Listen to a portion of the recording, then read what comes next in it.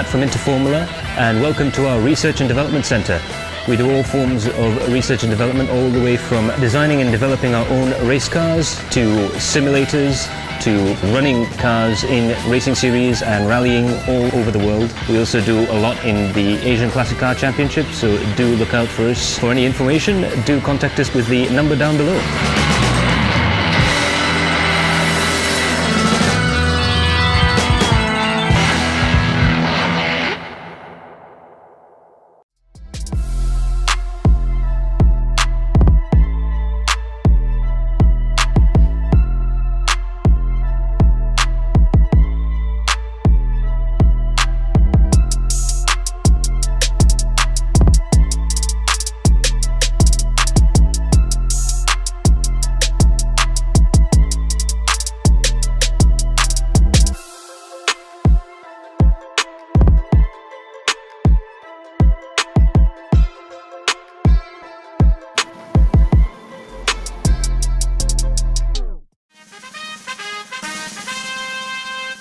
Good evening, ladies and gentlemen. Hello and welcome to the post-race show for this round 5 of the Adrenaline Impact iRacing Malaysia Championship Season 2 with the Kia Optimus, the Spa Merdeka Endurance Race. 2.4 hours racing in celebration of Malaysia's 63rd Merdeka Day. And that was a fantastic race that we've had over on the 31st of August. That's Merdeka Day itself. 2.4 hours, 2 hours and 24 minutes of absolutely fantastic driving indeed. So absolutely very, very happy and joyous indeed. Just a quick thanks first of all to the sponsors that make this race happen.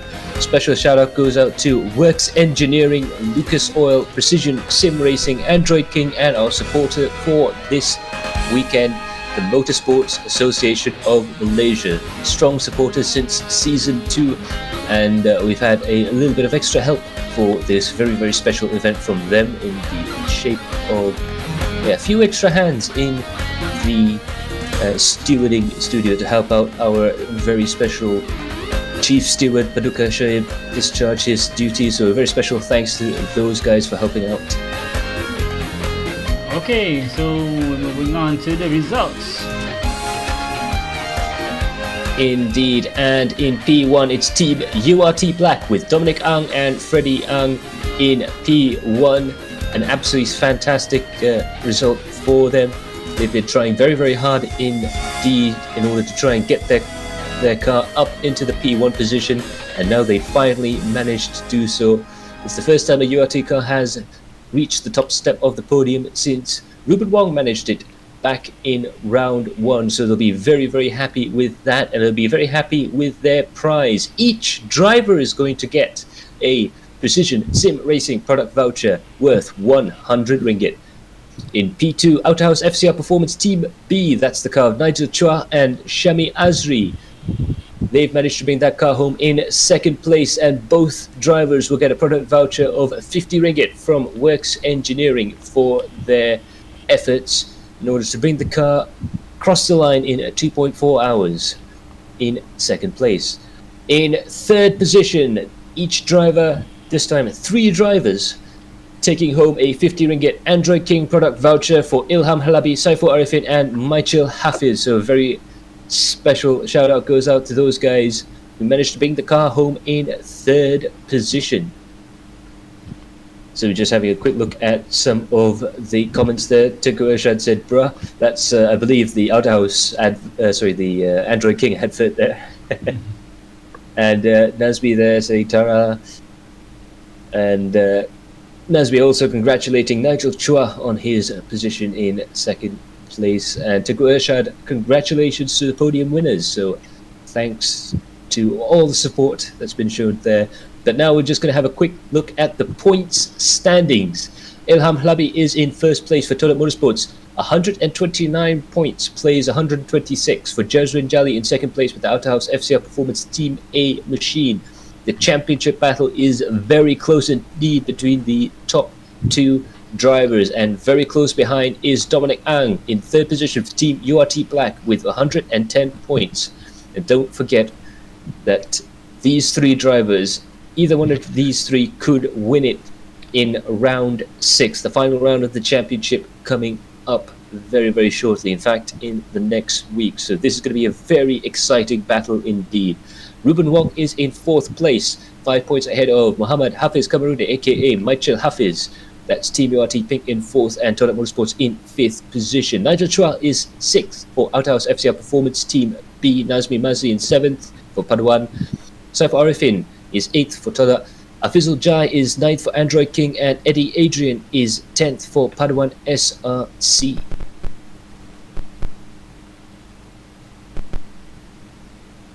Nigel Chua there saying, thanks Muhammad Nazmi, Muhammad Mazli, mega drive from my teammate Shami Azri, good job, and a good job from you as well, Nigel Chua. Fantastic effort out there on track. But now on to the team's standings. Toilet Motorsports is in the lead, 182 points ahead of Outer House FCR Performance Team A, 169. So not as close as the Drivers' Championship, but still very, very close indeed. And there is a chance of a bit of an upset there between the top two teams. Team URT Pink is in 3rd position with 139 points, well clear of the rest. And the rest are as follows. Team URT Black in 4th position, followed by Outhouse FCR Performance Team B, Paduan SRC B, Android King, Toilet SSAD, Toilet Motorsports Asia, Dante's Toilet Motorsports, and Paduan SRCA.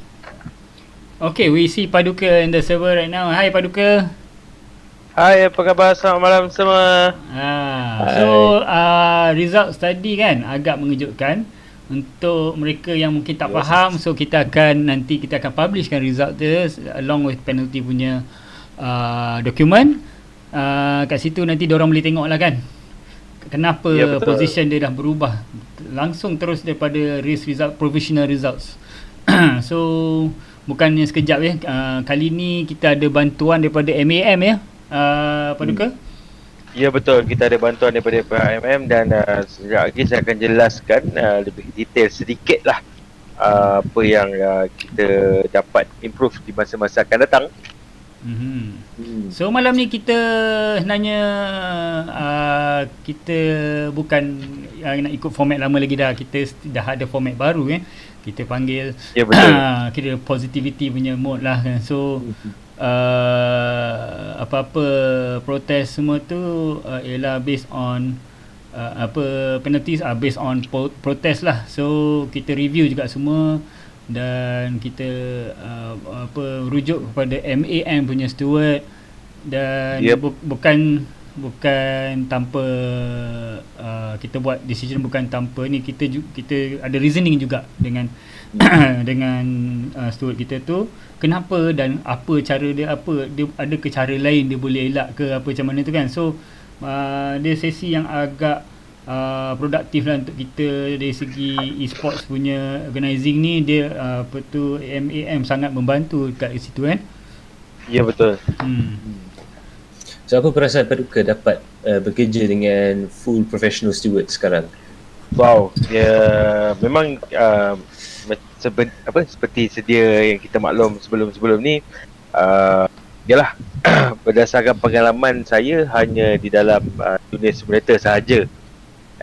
Dan bila dapat dibantu oleh golongan yang saya kira dia lebih profesional dan mereka lebih jauh lagi pengalaman, so saya rasa benda ni bukan untuk saya saja, tapi untuk semua pelumba juga. So mungkin situasi ni tak pernah berlaku pada mereka, dan mungkin juga sebelum ni mereka menyangka yang situasi tu sama juga macam saya sangka situasi macam ni situasi yang normal ataupun situasi macam situasi biasa je. Tapi sebenarnya situasi itu macam saya cakap tadi lebih kepada melibatkan safety. So ianya sangat-sangat dititik beratkan.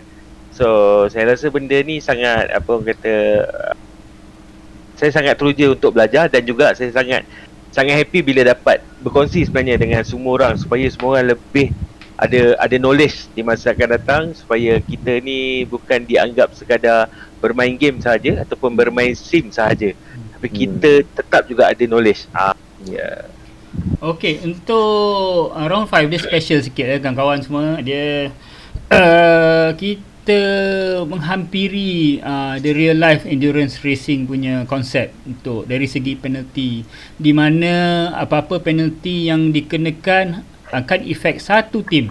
So itu sebab daripada awal kita dah letak dalam amendment, what is the team achievement is the driver's achievement.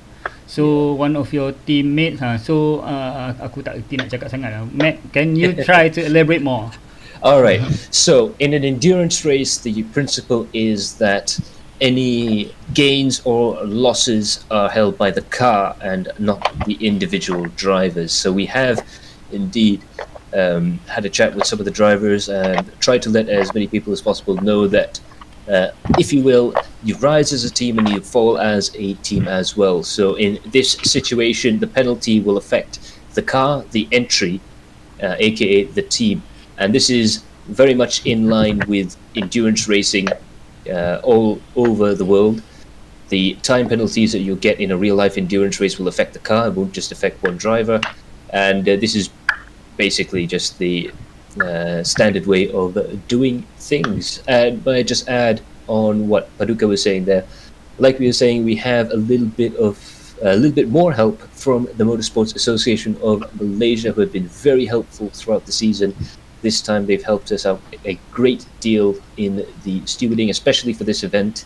And as Paduka was saying there, it helps to elevate the series just a little bit more, improve the standards, and Paduka is quite excited working with these guys, and so are we. Yeah, it's a good move, I think.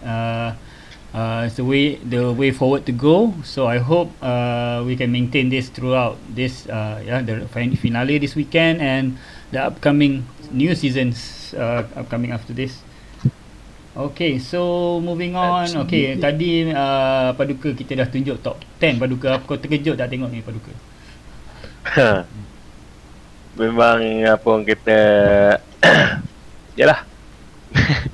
Dia dalam perlombaan ni sebarang kemungkinan mesti akan berlaku.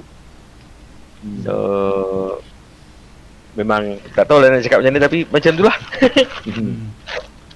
Yelah, daripada landscape top 10 dia dah berubah sikit kan. So sebelum ni kita selalu tengok Jazrin Jali selalunya kat atas. So tapi kali ni Ilham Halabi dah gain banyak points. Walaupun tim dia menghadapi penalty juga untuk race tu. Kebanyakan top tim yang banyak kena penalty. So kena berhati-hatilah. So bila team driving, it affects the whole team lah. Okay, for the teamnya championship juga pun agak sengit juga ni, walaupun gap dia tak agak dalam 20 point, tak sampai 20 point kot rasanya. Berapa belas point je, tapi still semua ada chance lagi untuk score team championship of season 2. Agak saing juga, agak dekat juga saingan dia. Apa perasaan masuk Paduka masuk dalam final race dengan hanya 2-3 point je yang separate drivers dan 12 point saja yang separate team. Macam mana Paduka? Sorry. Putus. Aduh. Okay. Internet kau lah tu. Okay. Senang je kita tengok ni. Kita dah tengok nombor 1, 2, 3 kan. Cuba tengok nombor 4, 5, 6 tu. Dia punya points. Itu pun lagi satu battle. Agak saingan dia agak hangat dia. Wow, itu beza. Yalah, satu sama point dengan kurang daripada 1 point. Itu kira fight kan tu? Ya. Fight. So dalam ni itulah kita berbaki lagi satu saja lagi pusingan akhir kan. Kira minggu ni pusingan akhir. Itulah, kalau kita ikut carta macam ni pun kita tak boleh kata yang di atas tu boleh kata selesa, ataupun yang di bawah tu boleh dirasa macam tak ada harapan. Tak boleh juga. Sebab ianya macam-macam aspek boleh berlaku.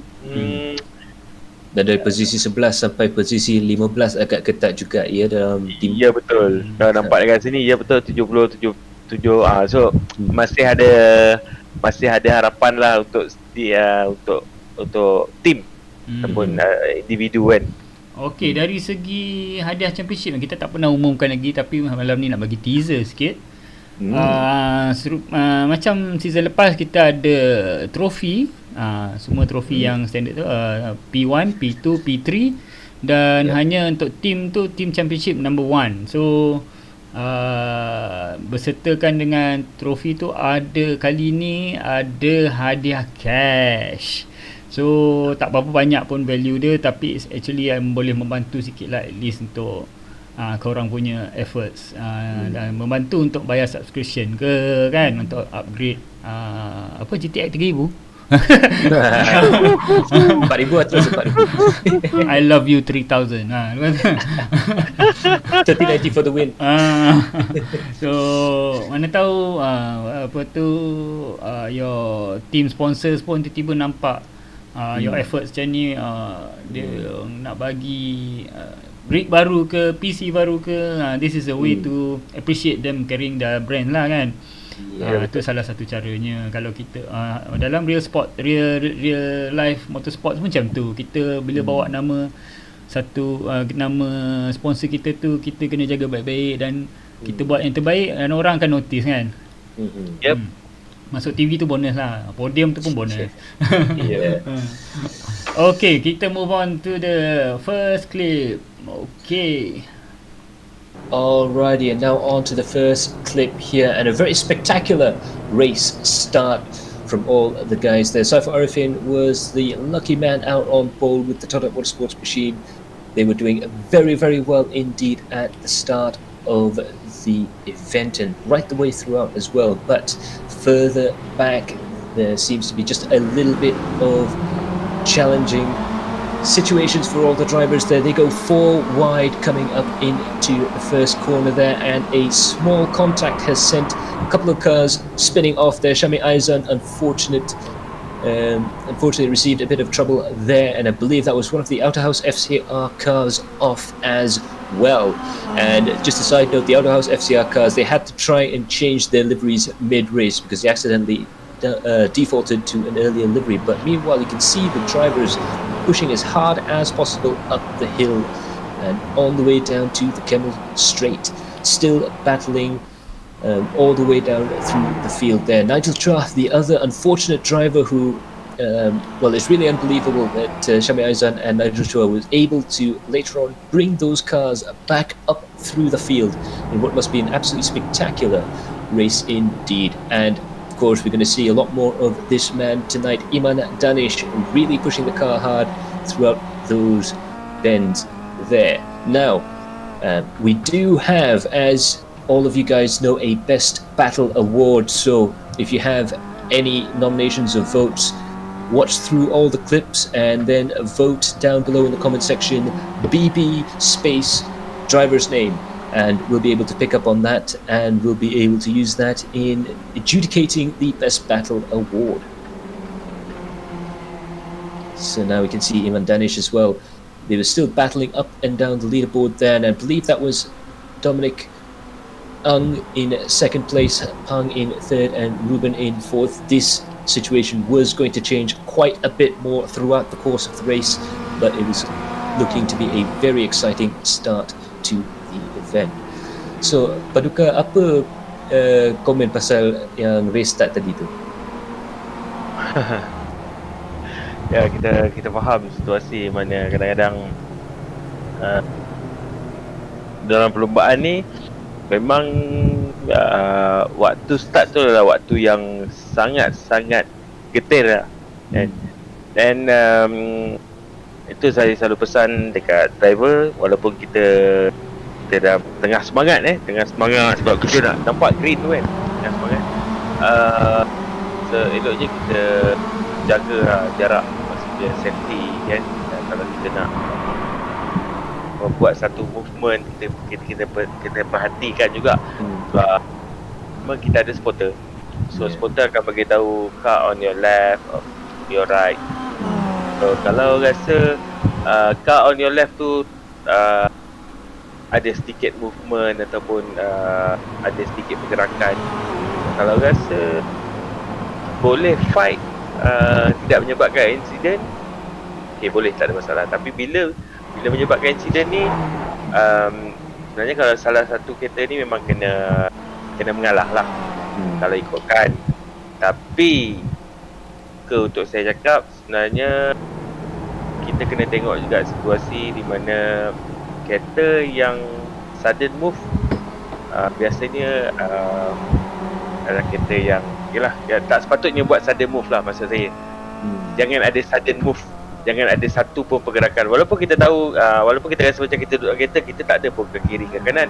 Mungkin steering kita straight, tapi kita kena tahu spotter cakap apa. Tolong berhati-hati di masa akan datang dan tolong peka dengan spotter. Spotter ni kita kena on, dia dekat dalam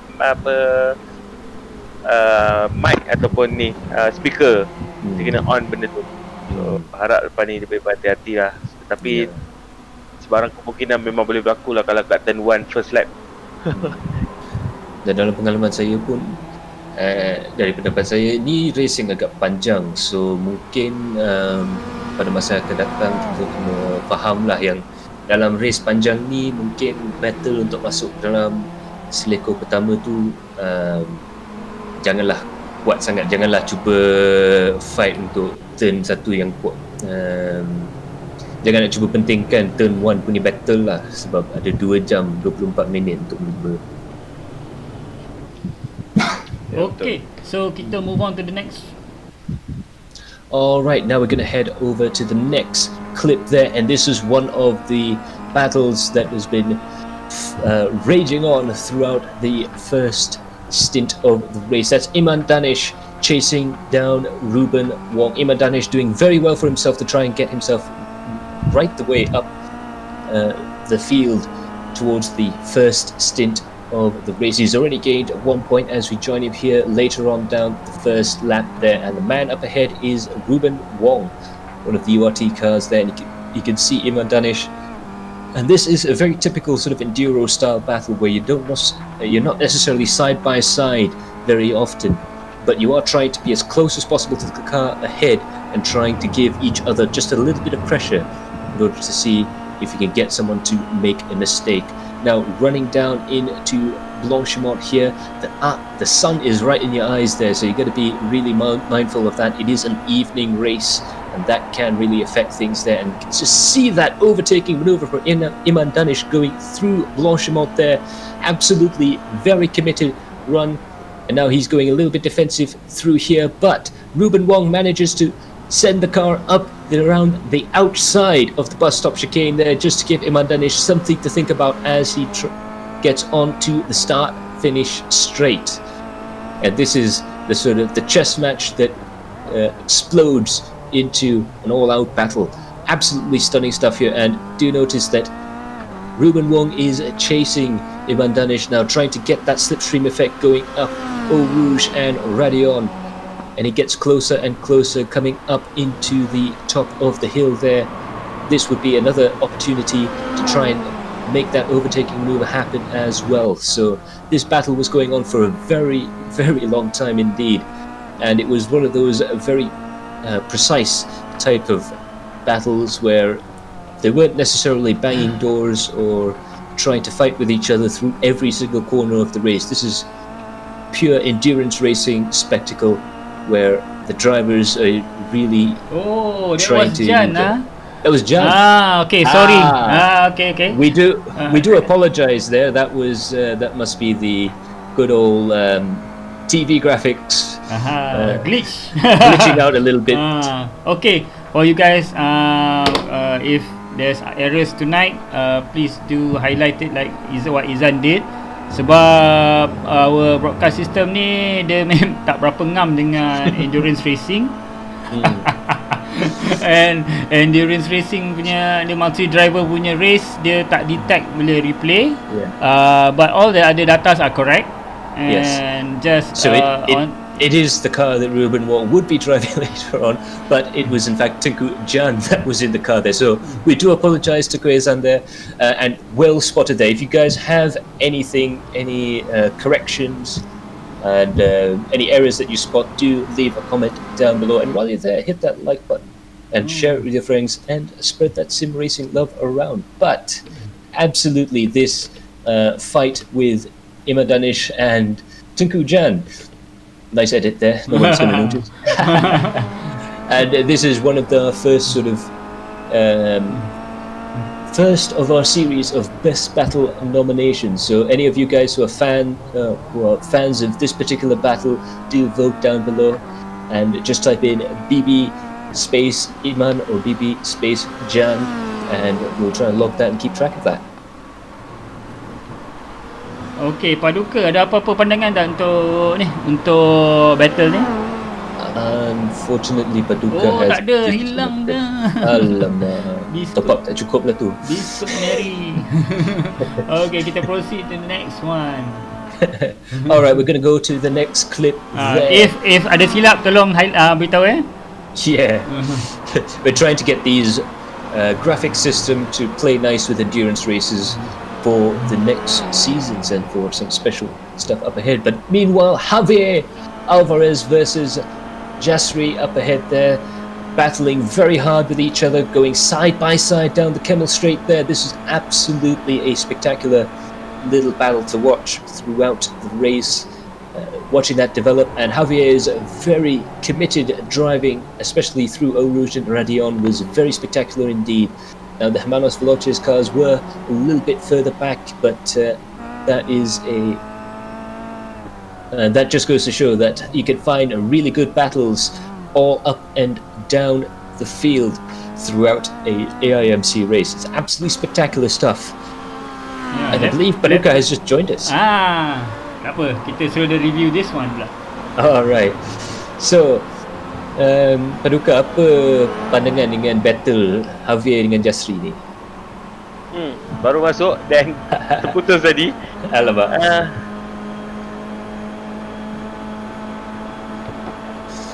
Ni fight side by side. Dapat dia agak clean.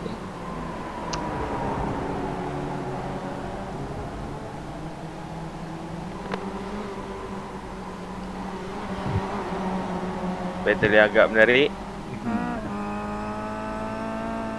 Ada give and take. Ya. Dan ni tu beberapa lap pula tersilap, bukan sahaja satu lap ni yang kita tengah menyaksikan, tapi ini antara move yang paling committed daripada Javier Alvarez. So sorry guys sebab tak ada siapa submit untuk battle best battle ni award tu, so we decided to try to find within the first 10 laps. So this is what I managed to find in the short period of time. And with the busy schedule juga. But it's also a very good battle, because this was one of the most spectacular moments throughout the battle. But between the Hermanos Veloces car and the Android King towed-up machine, this was going on for quite a few laps there, so quite a long-winded battle as well. Ingat tak Matt, who do you remember particularly untuk Hermanos, who was the first driver? Is it really Javier or was it Kelvin? Tak sure kan? Tak sure. Tukar kepada team view lah. Actually kan, I can double check, but I would have to, masa I record this, I have to go in iRacing punya UI and look up the current driver. That one tak lari, yang dekat graphics ni je. So I was assuming it was. So we have confirmation that it was Javier. Okay. So that makes sense, because Kelvin T joined us after the second stint. Okay. And the first stint, actually, sorry. Yeah, after the restart, right? Yes. So Kelvin T did in fact join us for the race. Unfortunately, he wasn't able to make it back in time to give his wonderful commentary and expertise on the post-race show. He will be back for the next round, so I do apologize for any of the Kelvin T fans out there. I know there's quite a few there. We do miss him here, and hopefully he'll be able to make it back for the next one. Okay, moving on to the next. And now this was another spectacular move here. We'll go on board with Mohaimin first. Yep, And we're we'll on board Mohaimin. with Muhammad Mohaimin right now, chasing these cars up ahead here, and you can see the slipstream is really getting very strong here. A lot of slipstreaming battle going down on the Camel Straight. You can see there a very nice setup to a move there. They go side by side going into Lecom, and just had to give the second best to the Android King machine there. of Tarmizi Yusuf, who took that position earlier on in the lap. Now watch Tarmizi go through these cars. They go briefly 3 wide through this hairpin, the Brussels hairpin, or the Brussels hairpin, if you will, Rivage, through No Name, and that's another car taken. So that was Muhaimin, and that was, I believe, one of the Paduan cars, Mazli, and with Tikujan unfortunately being having contact with another car there, that was another position gained by Tarmizi Yusuf. So that was 3 positions in 1 lap, from P10 to P8. That was within 2 or 3 turns, right? Absolutely, that's within a sector. Would believe it or not, ladies and gentlemen. So 3 positions. It doesn't. Being fast doesn't mean ensure that you can do that. Also, Absolutely. it's being on alert. Yeah. And in full alert around your surroundings, like seeing that collision Jan with the wall there. Yeah. So he was ready to take evasive action there, right? Paduka, macam mana tadi pandangan ni? Nampak dah lari dah. Lari lagi.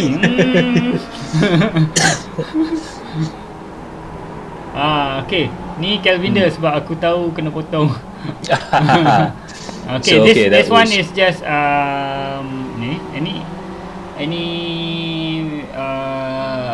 any corrections, please state. Let us know. Let us know in the comments, yeah. And please put it Calvinder. What is the correction lah? Contohnya macam Yeah. this one is currently Tarmizi kan? Yeah. So if it's not Tarmizi, Do let us know. Yeah. Tarmizi, it's not Tarmizi, it's Calvinder. So Alright.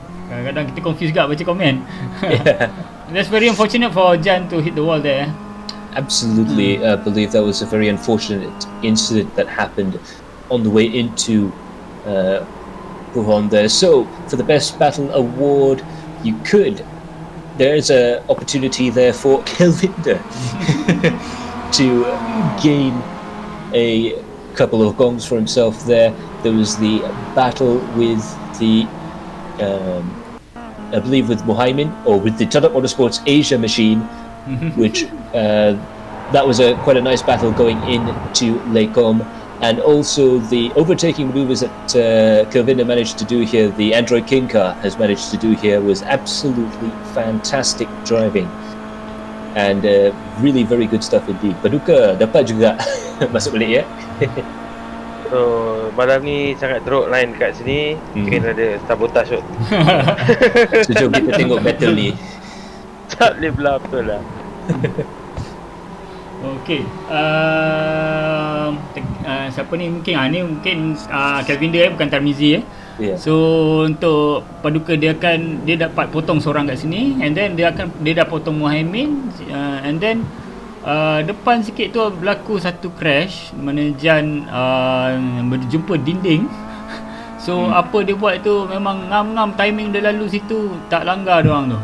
Lepas tu Jan re-entry tu pun agak membahayakan, tapi dia nasib baik tak ada sesiapa dalam laluan dia lah. Maybe Jan pun dah tak sempat nak break, benda tu dia dah terlanggar. Maybe nak bounce off the wall tu memang dah habis break katnya kan. Okay. So apa tindakan ni kalau kita tengah attack, lepas tu tiba-tiba depan ada crash macam tu?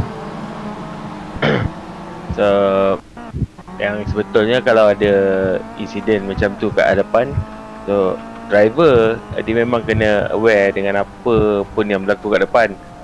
Kadang-kadang dia break dan kalau dengar audio memang dia hold kereta and then baru dia accelerate balik, dia nampak.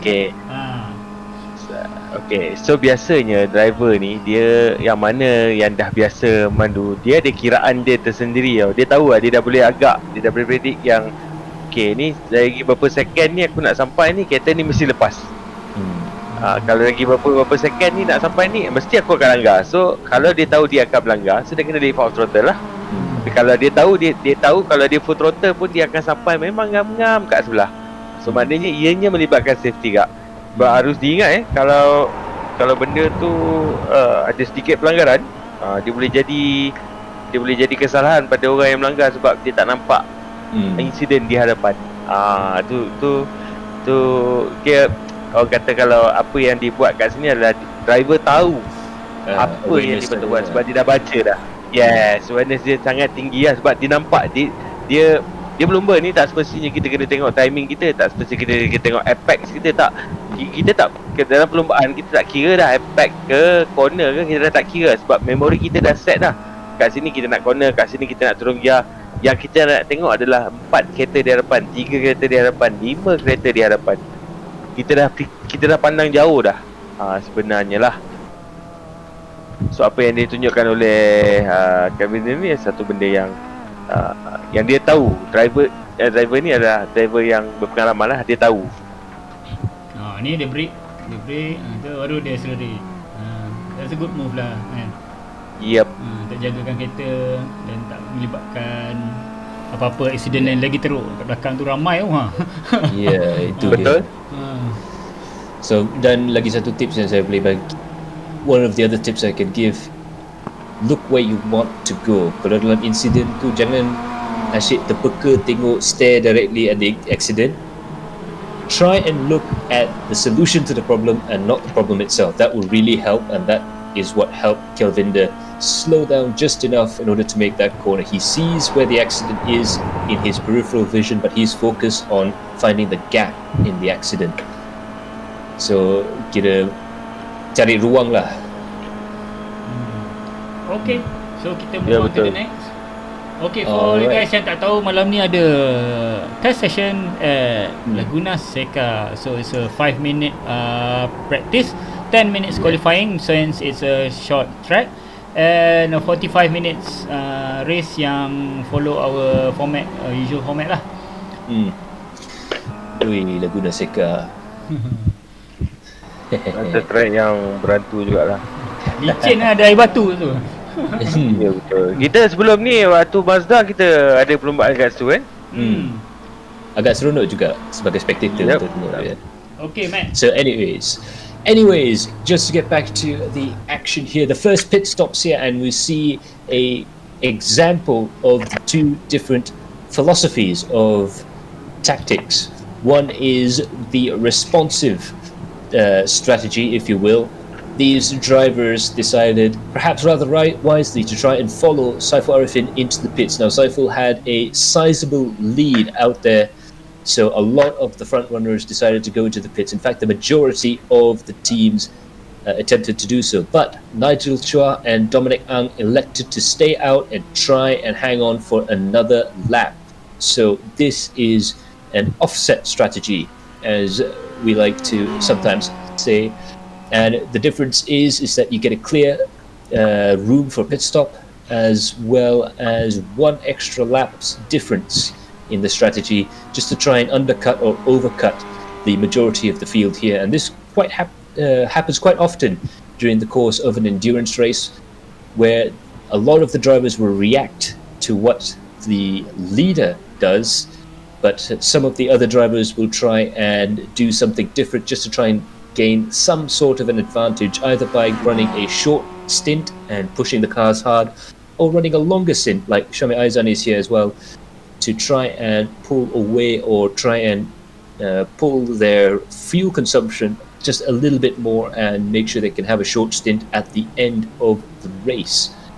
And as it turns out, the top three had to pit, but the timing of those pits was absolutely critical as well. And as you can see there, how long the pit stops themselves took, how long the pits took, really had a big impact on your position on the track. So some of these drivers decided to double stint their drivers, which is quite normal to have in endurance racing in Europe. And some of the drivers elected to change with their teammates in the car. And what that means is that the drivers who were double stinted, who stayed in the car during the pits, were able to save just a little bit of time in comparison to the drivers that changed with their teammates throughout the course of the first pit stop. I was going to ask Paducah, but he's he does it again. Okay, it's okay. Who doesn't like Paducah here? Because I feel like someone's unplugging his internet connection right now. He's not a bad guy, honestly. Okay, let's read the comments. Kelvin the Drive, aku dapat nama. Tamizi panggil sekejap.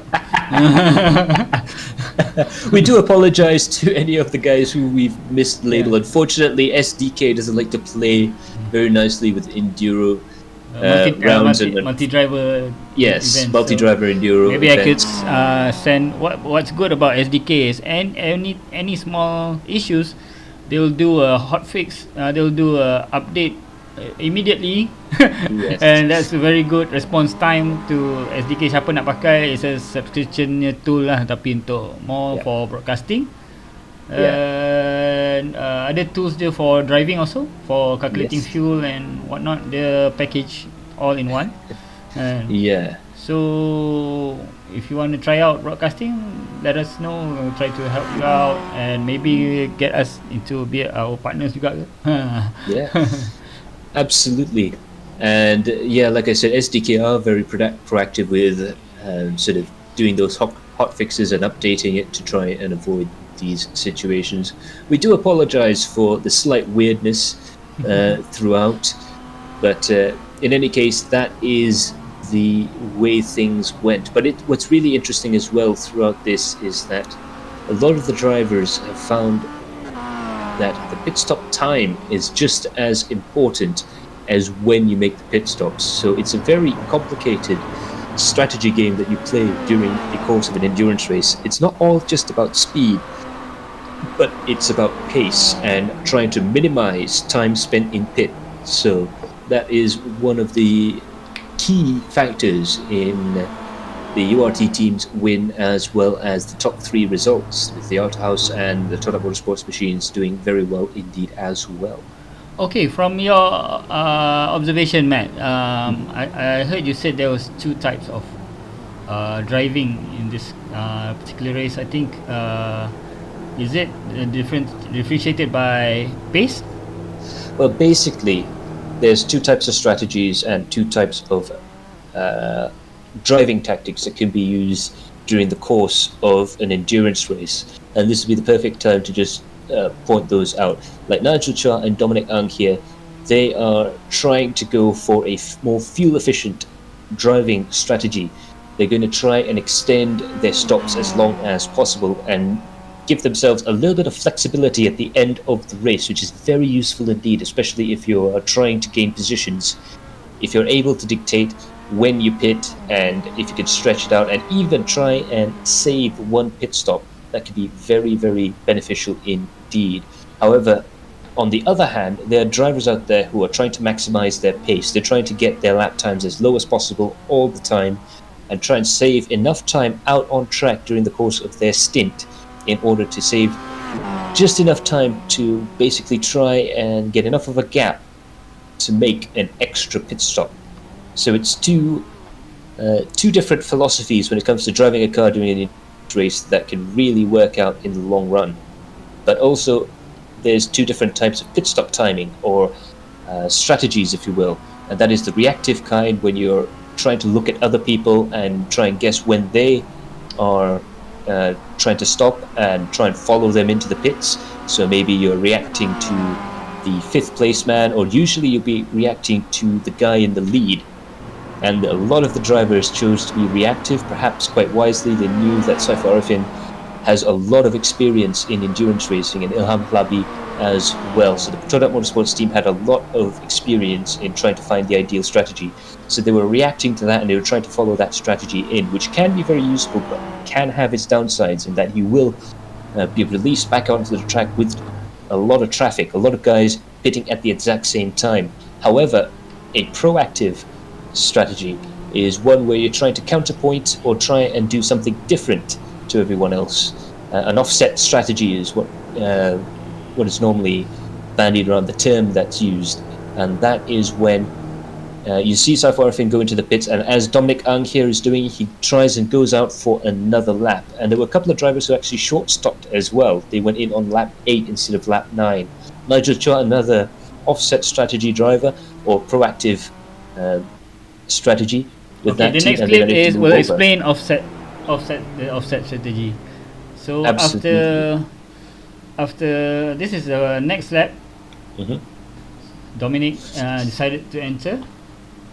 Absolutely. So now we'll see Dominic coming in. Now he had the lead, but he only had the lead, remember, for one lap.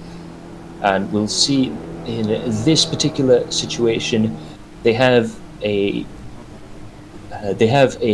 decision to make. Do we try and make it a short stop, or do we try and make it a long stop and stay out there as long as possible? Now, right now, Shame Aizan was one of the reactive drivers, and he's pushing the car as hard as he can. He's got fresh tires, he's got fresh fuel, and he, in fact, I believe, stopped a little bit earlier. I And think you'll in the see, first maybe lap 1 or lap 2 due to his damages. yes.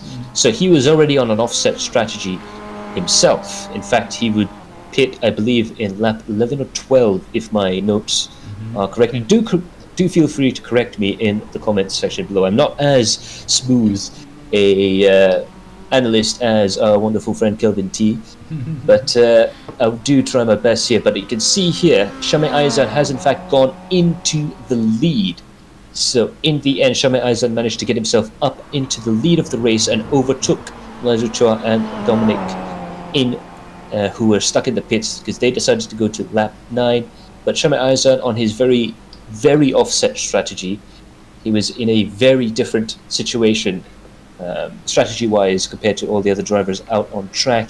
He was able to go into P1 in an absolutely empty track. Yeah, clean This air. is Yeah. this is absolutely ideal because there's clear air, there's racing lines out there. All Shame Aizan has to do to try and keep that P1 position is to try and hot lap the car and push the car as hard as possible for the next 4 or 5 laps.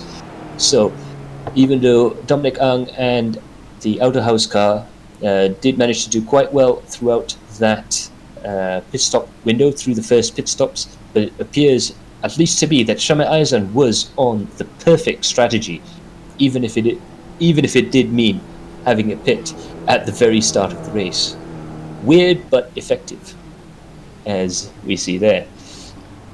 Okay. And it just goes to show that as well, Shame Aizan, I believe, one of the drivers who got caught up in the first lap incident, but he didn't give up, and that meant that he was able to take the lead at the early stages of the race. That is the endurance racing for you. It really does pay to just keep going, even if there was a seemingly insurmountable challenge. You gotta keep going. Okay, let's move on to the next. Okay. And that's Shami versus Ehsan. Okay, let's just say Auto House B and URT Pink. We don't. Yes, this is lap 23, by the way. So if you guys, Okay, I think I've got confirmation already. Okay, for this I've got confirmation from Shami already earlier. right. And this is So- Shami with Izan, I think. Yes, so we believe this is in fact Shami Azri versus Tinku Ehsan, and this is another one of our entries into the Best Battle Award. So do vote down below. BB space your favorite driver from the battle, or both drivers, in fact, because the winners of the Best Battle Award both will get a prize, a very special product voucher prize at the end of the day. But Shami Azri and Tinku Ehsan definitely very good, clean battling, giving each other plenty of space to work with throughout there. Both drivers understanding where their strengths and weaknesses lie, and both using it really to their best effect there. But coming out of Puhon, you see Shami getting very close to the back of Ehsan, but perhaps Ehsan just a little bit quicker on the exit of some of the corners there, which just means that this battle went on for a very long time there, and it was a very good piece of endurance racing. Neither one of these two drivers was pushing too hard. They weren't trying to sort of race door-to-door contact to put the cars in risky situations, but they were still able to battle for quite a length of time. So we got a vote from Nigel. Absolutely. And yeah, I'd be interested to see what our director Carl Allen thinks about this, because unfortunately we've lost our steward. Yeah. this was a good clean battle between the two. One from Izan and Shami. I think, did he overtake yet? I think this part has this is quite a long video. Yeah. So their battle went for I think 3 to 4 laps before this. Since lap 19, since lap 20 plus I think. Okay. Yeah. And then Shami saw an opportunity to overtake, and he seized the moment and he took it to his advantage and gained the position. Absolutely. But as you can see there, obviously with the Team URT pink car up ahead, it was a case where the cars were going back and forth again for at least 2 or 3 laps, and the pre-move and post-move, that battle was sort of a little bit longer as well, because obviously the drivers were sort of sizing each other up there. But you can see that was there, the camel straight that he. yeah. Okay, and lap 23 he attempted a same move but didn't manage to overtake. So Yes. he keep his persistence there, and okay, you see he coming in to come straight again. Lap 23, 1 lap before the overtake. So what he does, he tries to give space to Izan also, and attempts this overtake. But seeing the end of the road is near, he backs off and gives more room to Izan to enter the turn very safely. That's a good move from Shami. Alamak, kena sotong. You know, bro, if you got this, you best battle ni, it rewards both the drivers, bro. So it's just not sotong. It's just comes with a sotong comes with a free voucher mah. I think I lost Matt now. Hello Matt, I think you tekan mute lagi ke? Okay, that's okay. So this was a good move. Good job, Shami. Absolutely, sorry about that. I've managed to unplug the microphone this time. It's all happening this evening right now. So it comes with kangkung. Oh, ya kena sebut. Water crescent, squid with water crescent. Perhaps another thing. And Paduka has managed to join us again. Hi Paduka. Hello. Yeah. Stress betul internet malam ni. Okay, Paduka, ni klip ni kan dia tunjuk lap 23. Shami dia try potong Izan, tapi tengok kita rewind balik. Shami dah dekat lah, dia masuk camera straight ni, dia nak try potong Izan. Lepas tu dia dah dapat side by side lepas tu, tapi dia aware dia jalan ni tak sejauh 5-6 km. Dia tahu ada penghujungnya. So apa dia buat, dia back off. And dia bukan back off, setakat back off saja, dia bagi lebih space sikit pada Izan untuk masuk. Betul. So this is a good move lah pada kita. Sangat baiklah untuk sportsmanship kan. Betul. Dia masuk ke lap 24 lepas ni, dia cuba sekali lagi di tempat yang sama, cara yang sama, dan berjaya. So apa pendapat kau, Paduka? Ya, tu dipanggil give and take. So kita tahu ya kalau kita tengah fight untuk position ataupun kita fight dalam situasi tengah side by side, sebenarnya sebagai seorang driver, dia kena faham dia kena belajar dan kena faham apa cara nak attack orang di hadapan. So bukan sekadar nak attack corner je, bukan sekadar nak attack macam saya cakap tadi, macam nak attack airbag, nak cari kelajuan dan bukan. Dia lebih pada, kalau kita sebut bahasa yang mudah je lah, nak pressure pemandu di hadapan. Dia sebenarnya dia boleh jumpa benda-benda yang macam, okay, kalau dia cepat sikit kat sini, dia boleh overtake kat sini. So mungkin dekat tempat lain dia tak berapa nak boleh potong, tapi dia attack tempat yang sama, maknanya dia confident dan dia sebenarnya dah baca pergerakan pemandu di hadapan dia ataupun pesaing dia. So macam saya cakap, buat apa kita nak rugikan orang kata masa dengan insiden, sedangkan kita tahu kita boleh dapat attack tempat yang sama di lap yang kemudiannya. Dan satu lagi saya nak cakap lebih kurang relate dengan apa yang saya cuba sampaikan, di mana kita ada beberapa corner dekat dalam Spa ni. So kita tak dapat nak attack turn 1, kita attack turn 2. Kita tak dapat turn 2, kita attack turn 3, sampailah turn yang seterusnya. Kita tak dapat lap 1, kita attack lap 2. Tak dapat lap 2, kita attack lap 3. Lagipun kita kena tahu jarak keseluruhan timing kita nak berlumba tu dalam 2 jam setengah. So kita tahu dah sebenarnya kat mana kita nak attack, kat mana kita nak overtake, kat mana kita nak give and take. Itu dia. Dan kita nampak dia juga dapat juga memotong di luar exit Radion. Kita nampak komen daripada Syami Azri. Actually memang saya tunggu dekat camera straight sebab saya tahu Ezra struggling with tires dekat exit Radion. Tapi yang pentingnya dia tak paksa. He didn't force the move on the first lap. He managed to get the move happening on the second. Ya, biasa driver dia tahu. Obviously I can't comment down below because it would bias the results, but I think this was for sure one of the best battles of the race, and it even comes with sotong and kangkong there according to the comments there.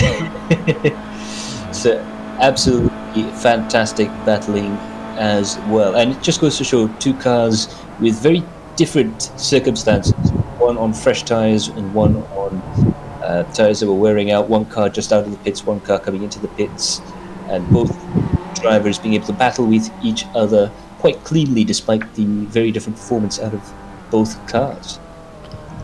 Okay, since we're live sekarang ni, number of viewers semua okay juga.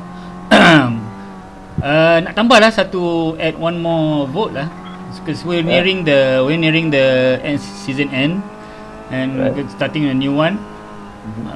Although we had a vote earlier in the WhatsApp group, GT3 and V8, and so please guys give your input there in the comments.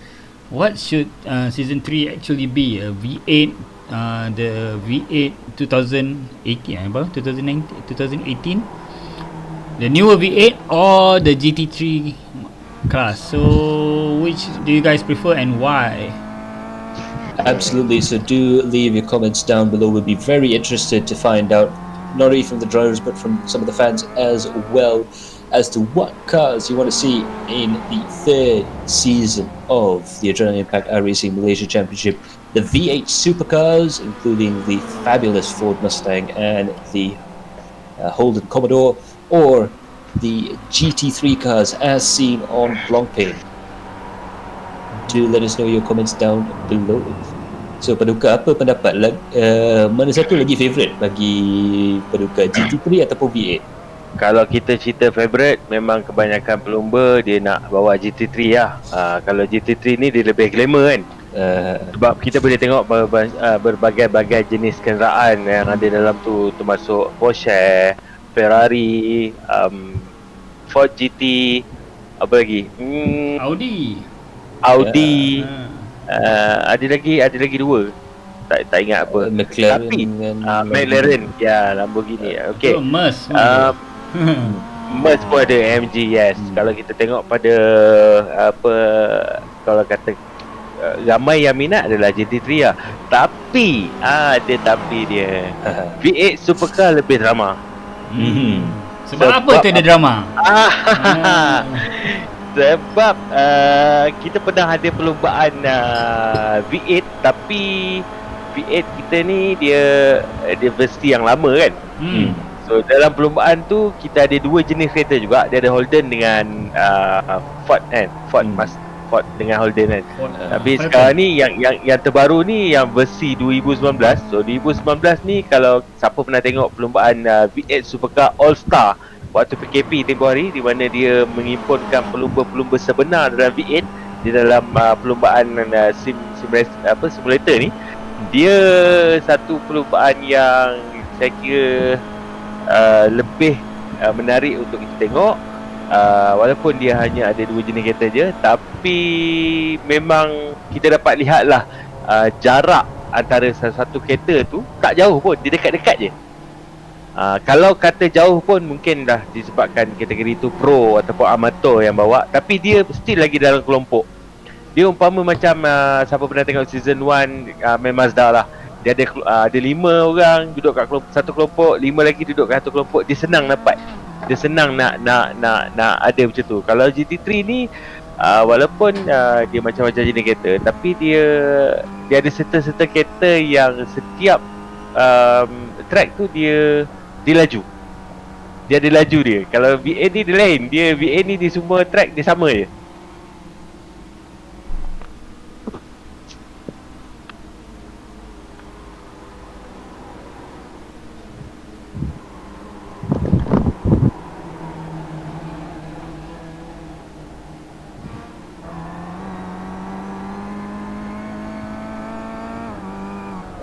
Some fantastic liveries on the V8 supercars. There's space in order to try and get your sponsors' logos in there, so perhaps that could be another consideration as well. But the racing is very, very good in the V8 supercars, so that might just be my vote as well. Teguh Ezan, support MX-5 kah? Boleh. MX-5 akan jadi safety car. We'll get Paduka to drive the MX-5 as a safety car. Tadi Pico cakap V8SC supercars with all GT3. Kalau kita nak buat fun race boleh kita try, tapi dia maksimum 6 biji rasanya. 6 jenis kereta. Mungkin kita pilih 2 of the best GT3 versus 2 tu lah, sebab ni kan kalau kita ada banyak masa 2 minggu gap sebelum season 2, so kita tak biasa kita akan 1 minggu rehat. Ni kali ni kita 2 minggu rehat sebab nak restructure sikit season akan datang ni. Mungkin ada pembaharuan dan kejutan sikit. Kita tengok based on registration berapa yang masuk, dan mungkin ada kelainan format di situ. So do stay tuned, there might be a tweak to the format. Okay, moving on to the next. Okay, for those yang tak tahu, 10:30 ada server buka untuk test lagi Laguna Seca. So it's terus 5 minit practice and 10 minutes qualifying. So we assume that you guys already practice on your own ataupun with, rasanya ada ni kan. So be sure to join. We'll try to send our van there in time. Okay, Izan cuba apa tadi dia kata nak V8 dengan V8 dia memang hardcore fan Ford. So Mustang for the win walaupun dia kerja Kia tapi dia nak Ford juga. That's alright. Okay, moving on to the next. This is the last skip. So this is the very spectacular battle to the end of the race. Now coming up on to this battle really did take on quite a few facets, and it was within the last 3 or 4 laps. Now the interesting thing was that all 3 cars were on slightly different strategies. They all pitted, made their final pit stops at different times. The Toyota Motorsports car was the first to make their final pit stops, and then later on the outhouse guys and I believe the URT guys actually stayed out, although I could be wrong there. Perhaps they made a late stop or a much earlier stop and filled the cars up full. But this just goes to show in endurance racing, when you have 2 cars with very, very different, or 3 cars rather, with very different strategies, they all always do tend to gather together at the end. And the end of an endurance race is always a very special thing indeed. So you can see there the Toyota Motorsports machine and the Outhouse FCR car battling very, very hard throughout the course of the lap.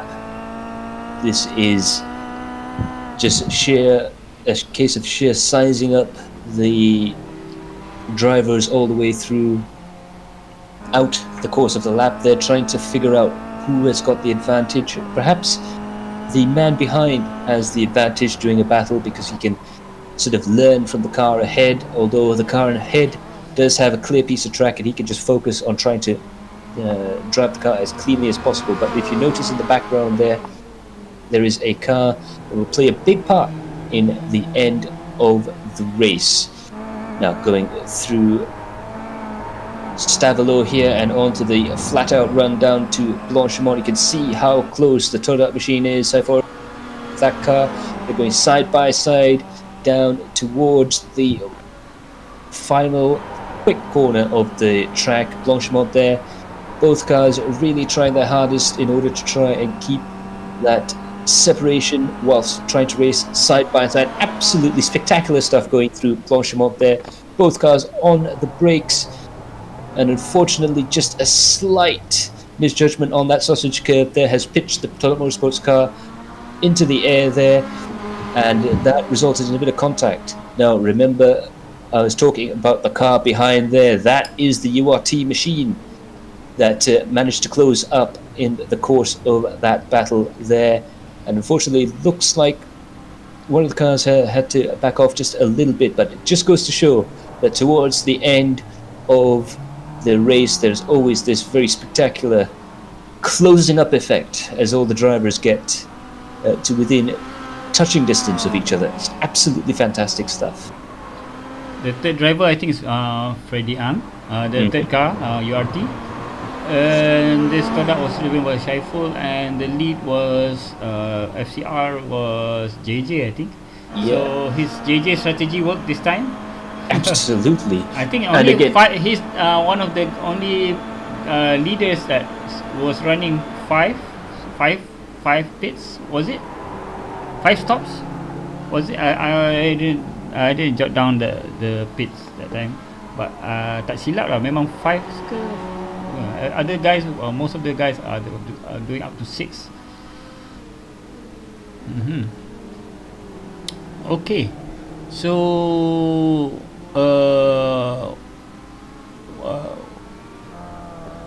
what's your any other things to add here?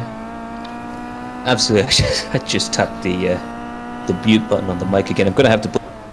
I do add that regardless of the amount of stops, these drivers, I did notice, stopped at different times, and they did have different number of stops as well. So I believe JJ was on 5 and Safarifin was on 6 stops, which is the normal amount of stops throughout the race there. So definitely a case where JJ's alternative strategy really did work out quite well indeed. But the close battle towards the end there, and the results, as you can see, Freddie Ang, it didn't look like he was that close in sprint racing terms towards the end, but in an endurance race anything can happen. So that is the moral of the story behind here is that you really do want to make sure you battle hard but clean, but most of all make sure you don't lose too much time battling with each other, because the third man might just get in with a shout of the race win. Okay, so just to recap the votes. So first vote is BB Space, your favorite best battle. I think one of the best ones seen tonight is Chami. So you guys, if you guys cannot rewind this stream, there's an alternative to view the stream. As always, we have our stream on YouTube. So we have the 5. Okay, here Pico added something there. Yeah, Shami Aizan and Muhammad Hanapia team 5 laps pit strategy. So that was the strategy for Shami Aizan and Hanapia.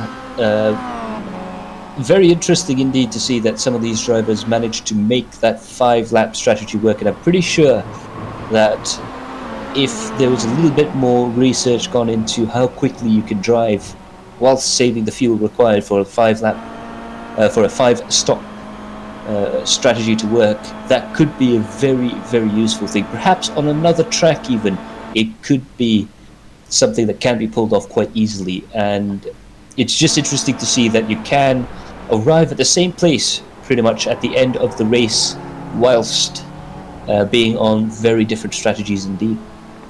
I'm gonna try to search for. URT just created their team page, so there was an interesting graphic here. I just want to share. Let me save this first. I don't know what it is. Maybe you can try to explain. I think it's more to your knowledge here. Give me a Well, I moment. can try. Okay. It's regarding. I think it's regarding pit time. Maybe it's regarding pace. Let me save it first. Okay, and let me try to load it up in. By the way, for those of you who are wondering, yes, these teams, some of them do have their own Facebook pages as well. So do stay tuned to that and have a look up for your favorite teams on Facebook, because you might be able to find them and have a good look around. I know Tuku Ezan streams. I know a couple of the other guys stream as well. Kelvinder Singh also has a fantastic stream, KSS Gaming. And Tuku Ezan, I believe, is Tuku Ezan or Mr. 10. Something along those lines. I know I followed the streams, but I haven't watched one in a while. I do apologize for that. But needless to say, for those of you who are fans of a specific driver or a specific team, do try and look out for them on Facebook, because you get to learn a little bit of behind the scenes while you watch, while you look through those pages that we might have missed during the course of our broadcasts. Let me try to load it up.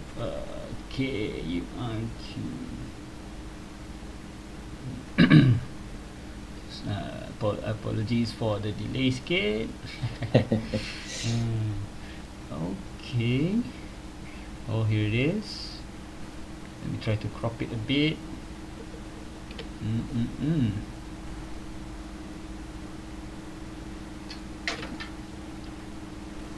Okay, what can you see from here? Right. So this looks to be like a bit of a chart that they've made to try and work out their best sort of strategy there. And it looks to me like time elapsed is the time throughout the race, and the numbers going up to the top. Too sure what they Maybe mean, Izan so- or anybody can explain what this graphic is. Or anybody else?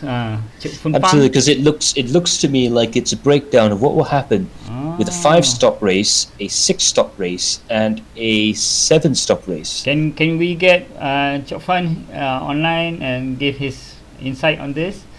It's good. Maybe it's a good thing to share to the other races too. Since Absolutely, you guys 'cause the strategies did good for this race. Yeah, Chok Fan is a race engineer. Many race engineers there in this one to draw a line on the dot. Connect the dots, huh?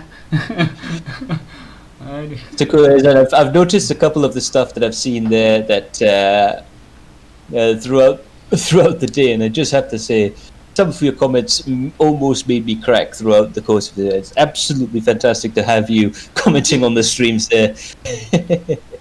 But Afik there has pointed out it's the number of laps versus time. So okay, this chart can be shown in a number of ways. I was just trying to work that out as well.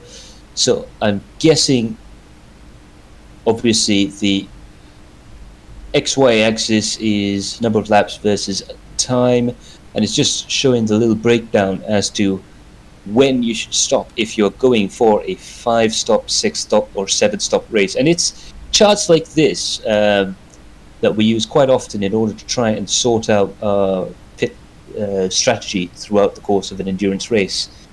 And what I normally try and do is, I'm a list man. I always try and write down lists, and I try and write down charts in a sort of almost a lap by lap basis and work these things out. But if we look at the left hand side, and Chok Fon Pang there has in fact said it's a chart to compare the different strategies. Max is correct there. Thanks a lot. I was hoping you would say that, because otherwise I would look very silly indeed. But I mean, obviously, it would, I suppose, be fairly obvious now when you look at the first of the stops, which are the little dots that are further up there.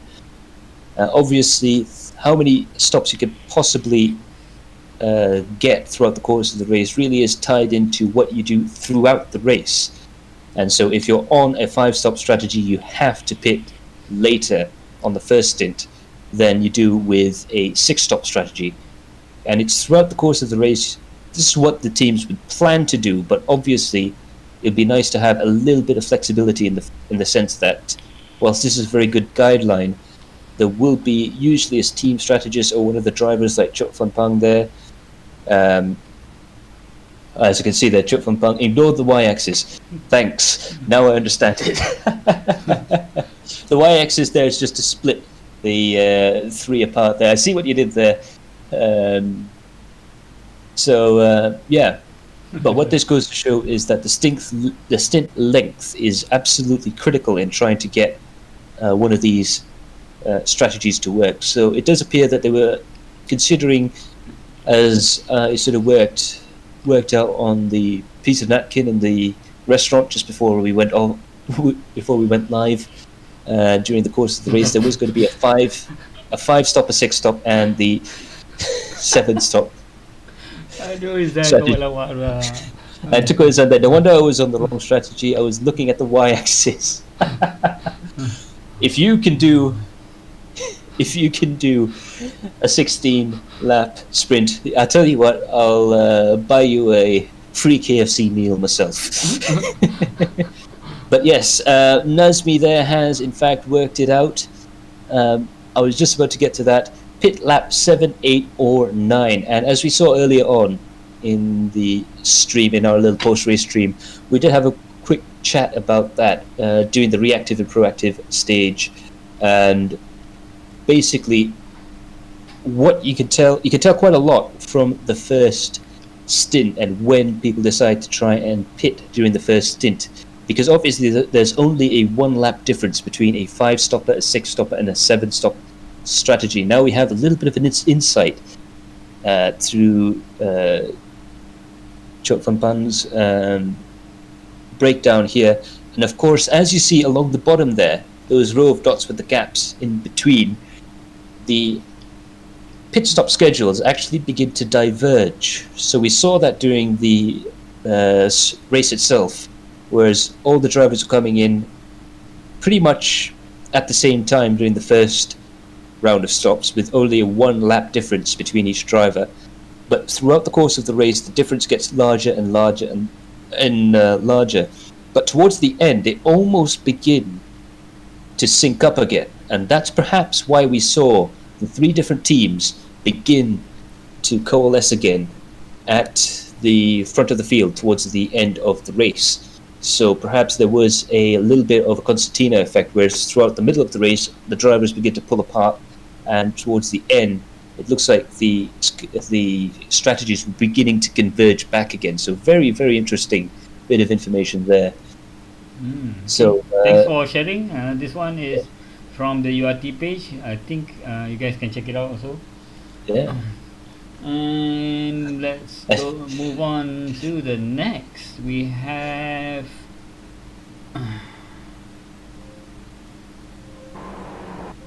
Yet another clip here. no, finished already.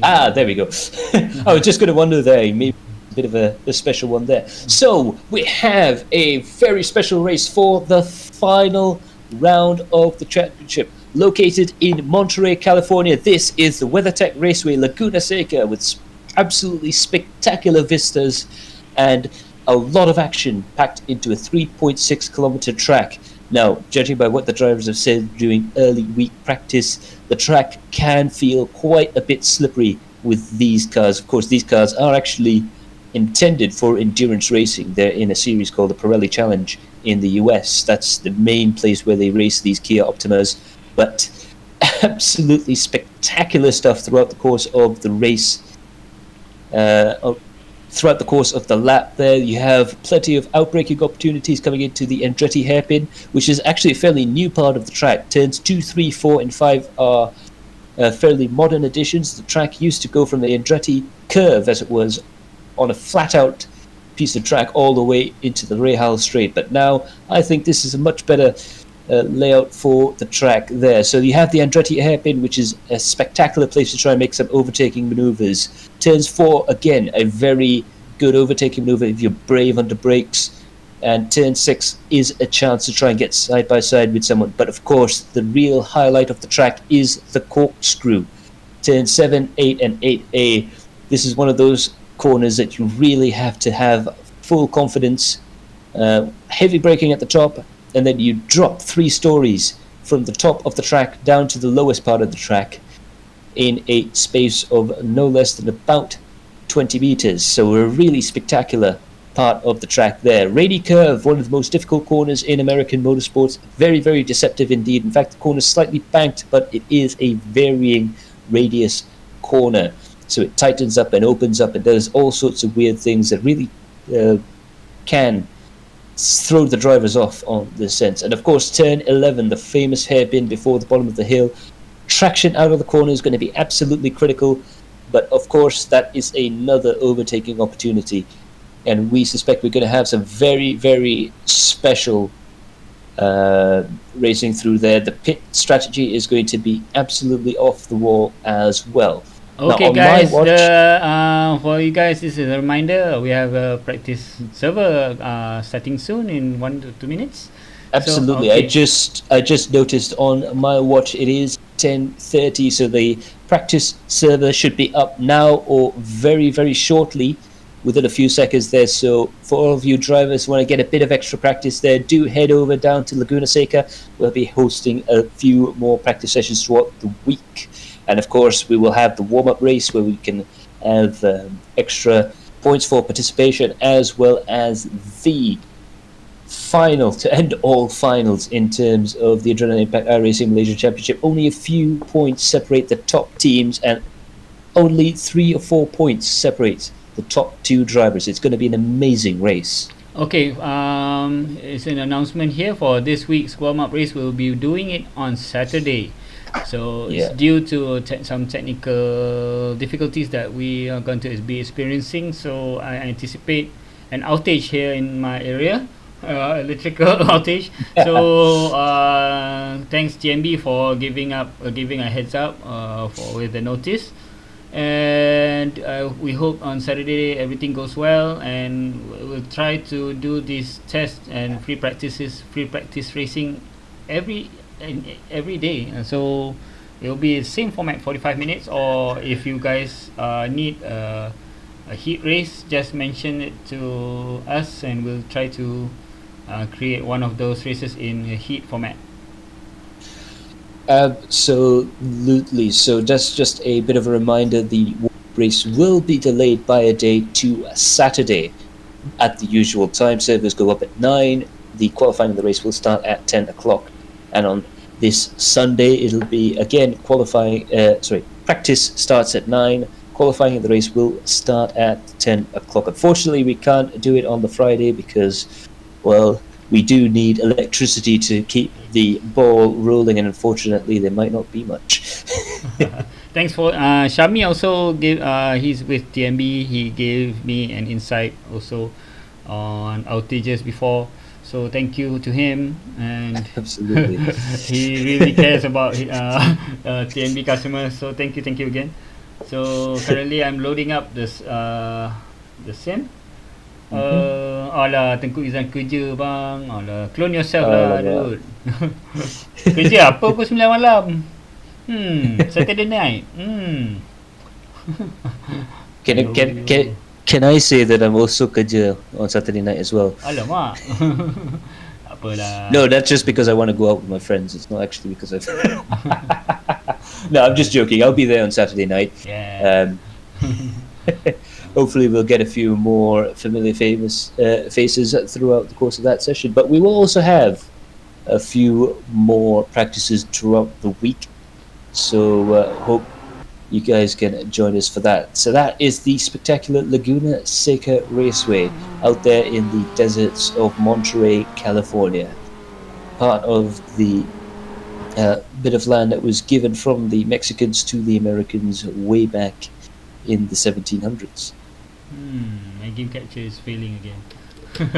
It's okay. Oh dear. Let's just do this the other way around. Alrighty.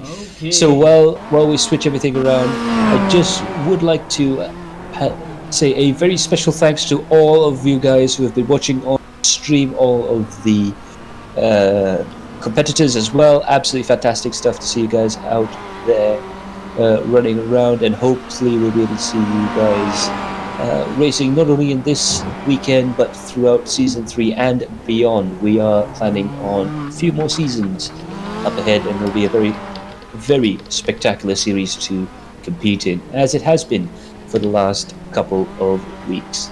Seeing Sapphire Finn in his special livery reminds me time to thank our sponsors as well. Works Engineering, they do a lot of high performance parts and accessories for your cars. Their Outlaw series of gauges are very nice indeed, and I can personally recommend their fuel pressure regulators. We use them on all our cars, and it's absolutely fantastic stuff indeed. Special thanks also goes out to Lucas Oil. They are a lubricants brand who have been very big in supporting grassroots and national level motorsports in America. You can see their products being used in stadium super trucks as well as oval racing, and even, as I found out, a spectacular drag racing series for boats. So do check that out on YouTube on the Lucas Oil channel. Precision Sim Racing is another one of our sponsors. They have a absolutely fantastic line of accessories for sim racers out there. You can see that man there. I believe that might be Calvin Ha. As soon as the SDK comes up, we'll be able to confirm that. But yeah, that was in fact Calvin Ha that went past. But yeah, so Calvin Ha is one of the drivers involved in making the equipments. I'm really very jealous about those pedal box setups that are really very nice indeed to use. They are the equivalent of, I believe, the hoisting belt sprints and products of that nature there. So do check out Precision Sim Racing for your high-end sim racing equipment. Speaking of high-end sim racing equipment, another supplier of higher-end as well as some slightly more affordable sim racing equipment, Android King Afizujai is one of the proprietors of that venture.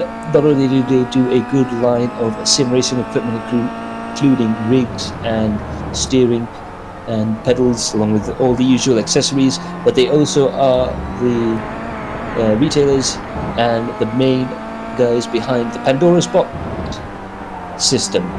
And so for all you old school arcade fans, that is a very worthwhile product to check out. And of course, last but definitely not least, is our supporter for this season, the Motorsports Association of Malaysia. They are our ASN for this for Malaysia. That means they are the sanctioning body of all Malaysian motorsports. They're under the purview of the FIA, and they are in charge of all national and international motorsports that happens here in Malaysia. All those wonderful races we see at Sepang, the rally that we have, as well as a lot of the off-road drag racing, drifting, and all the other events as well. So we've been very thankful for them for helping us out through the last 2 events for the stewarding and for the other official duties as well. And hopefully we'll be able to work a little bit closer together throughout the course of not only this season but through all the future seasons to come. Okay, Zainul Hazim, sempat lagi kot nak register before qualifying ends, right? I think sempat. Go load up your iRacing. Go. So we have 16 guys in the server right now. I see the Koishat, I see Michael. Have you loaded your live timing yet? I am just about to do that. So we have Tuku Ishad, we have Michael Hafiz, Shamir, Shaiful, Afiq, Fairul Faizil, Melvin Dejit, Jasri Junos, Nazmi Mazli, Faiz Azlan, Tarmizi Yusuf, Calvin Ha, Lloyd Laughlin, Ilham Halabi, Muhaimin, and Azril Nazli in the servers right now. Absolutely, and hopefully we'll get a few more drivers in before the end of qualifying. I've just realized why my mic keeps muting itself. Oh, Michael did a pole. Ooh, wow. So next up is Faiz Azlan. Okay, he's good. Absolutely. I believe there's only 2 drivers out there right now who have done a lap, but Calvin Ha has gone up as well as Faiz Azlan as well. So right now it's Michael Hafiz from Faiz Azlan, Afif Adlan and Calvin Ha. But we'll see. I'm sure quite a few of them really push very hard indeed. Nice to see some drivers who were unable to make it previous round jump in. I believe most of them actually here have indeed gone into The challenge race. in this Laguna Seca seems to be grip, right? Yeah, that's one of the things that we've been hearing out throughout the course of the last couple of days. Practice is that the grip levels here at Laguna Seca aren't as high as some of the other tracks we've been to over the course of the season. So perhaps we'll see the cars enjoying a little bit of tail out action. Or we'll be enjoying it. Perhaps the drivers might not be as keen on sliding the cars around. So this might be a challenge to try and keep tyre wear down to a minimum, and it's also going to be a challenge to try and push these cars without oversteering or understeering off the road. Michael Huff is there, very quick lap time. We reckon that race pace, the fastest guys should be doing a 1:30, so perhaps throughout the course of the week we might see pole times drop to 1:29 or maybe even 28. We'll see how the conditions go throughout the course of the week, but this will be a very, very good preview to what is to come this weekend. And Okay, like I thank was you saying, Izan for the stars. I think he left the stream and he said, okay gang, good show. Thank you very much. Awesome. Thank you very much to Kwezan for the stars, and thanks to all of you guys as well and spreading that sim racing love around. And I also just realized why my microphone keeps muting. It isn't the fact that my hand's quite close to it. It's the fact that I just noticed there, rookie PC building mistake. I just put the header plugs in just a little bit more and they seem to be fine now. When I say rookie, the last time I built a computer, it had an Intel Core 2 quad in it. C2Q. Yeah. What model was it? The last C2Q I had was a 6600. Yeah, it was a 6600 as well. That was I guess one of the best of its time. That was the Core i9 of its day. Yeah. It's still running in my studio, doing recordings, multi-channel recordings. It's very good and it runs silent. Mm-hmm. Absolutely, and it was so much better than the Pentium 4 I had before that. That was a big jump. Yeah, because the Pentium 4 was a space heater, and in between the 2 Pentium 4 chips, I did have a different motherboard with a Athlon. And I must say, the Athlon back then was quite good. But it has been about 12, 13 years of using Intel products from the last time I built a computer through all the laptops I've had, and now this PC that's in front of me. And I've decided to go Ryzen this time around, so good job AMD, I guess. Yeah. They were the kings back then when I was working in Overclockers Paradise in Loyat. They were the cheap solutions for overclocking, where one name that I could not forget is it's a button, they call it a button release, BARTON. That one was capable of overclocking from a stock 1.7 gig to 3 to 4 gigs. Yeah, it was incredible stuff back then. Yeah, right now there's still hardcore overclocks, but mostly they are mostly automated by they call it factory boost. When they detect cool enough temperatures, they will allow for safe boosting. That's good enough for if you care about your system. If you actually want to have the processor last longer than about 5 minutes, that is absolutely a fantastic thing. I guess you and I both know, I mean, I had to limit myself ever so slightly by buying a non-overclockable motherboard, because the Ryzen series, true to AMD's name, all the Ryzen chips are unlocked, and I just think that's an awesome idea. give the power back to the end user with a few safeguards as well. It's quite slippery. Yeah. Laguna Seca is slippery due to the dust, the dirt there. Is it? It's many different factors, but we have been coming from a succession of racetracks that have very modern surfaces. Laguna Seca surface is more akin to your average road public highway, whereas a lot of the other tracks have very specific grip levels, including Spa, which has the same sort of tarmac compound as I believe it has the colder weather version of the compound used at Sepang.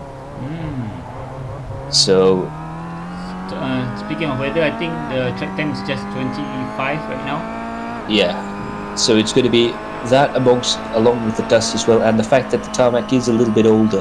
Yeah. So that's going to be one of the tricks of trying to get this, trying to get good performance out of this. I guess the neater drivers, the drivers that can conserve their tyres, will have an advantage throughout the course of this race. So we ride on board Mohaimin right now. He's done very well previously in international events. He joins the iRacing endurance racing Spa, Le Mans 24 hours, Spa 12 hours, 24 hours. So he's quite active there in the endurance.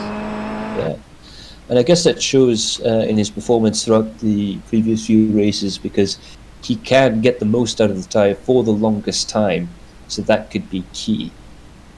So right now I see Lloyd Loughlin's on pole. Yeah. Wow. He got let's just put it up. There we go. Lloyd Loughlin on pole for Toyota Motorsports Asia, followed by Shami Aizan. Michael Hafe is doing very well. He definitely seems to enjoy these Kias quite a lot. Afif Fadlan in 4th place, another surprising man right up there at the sharp end of the grid.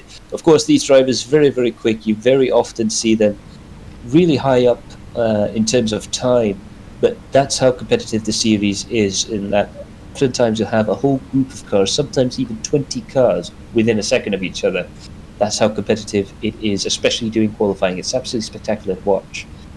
But yeah, Afif Fadlan in 4th, Faiz Aslan in 5th, Nazmi Mazi in 6th, Kalvin Hart 7th, Haywin in 8th, followed by Tamizi, Azrael, Farouz and Ilham in 12th place.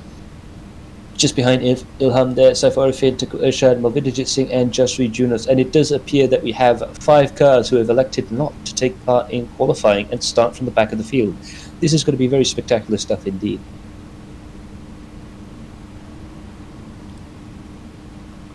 So now we have a rolling start. Is this another one of those cases where the long parade lap is still quite short? No, I configured it for a short one. Okay, so hopefully. So we have 16 in the grid.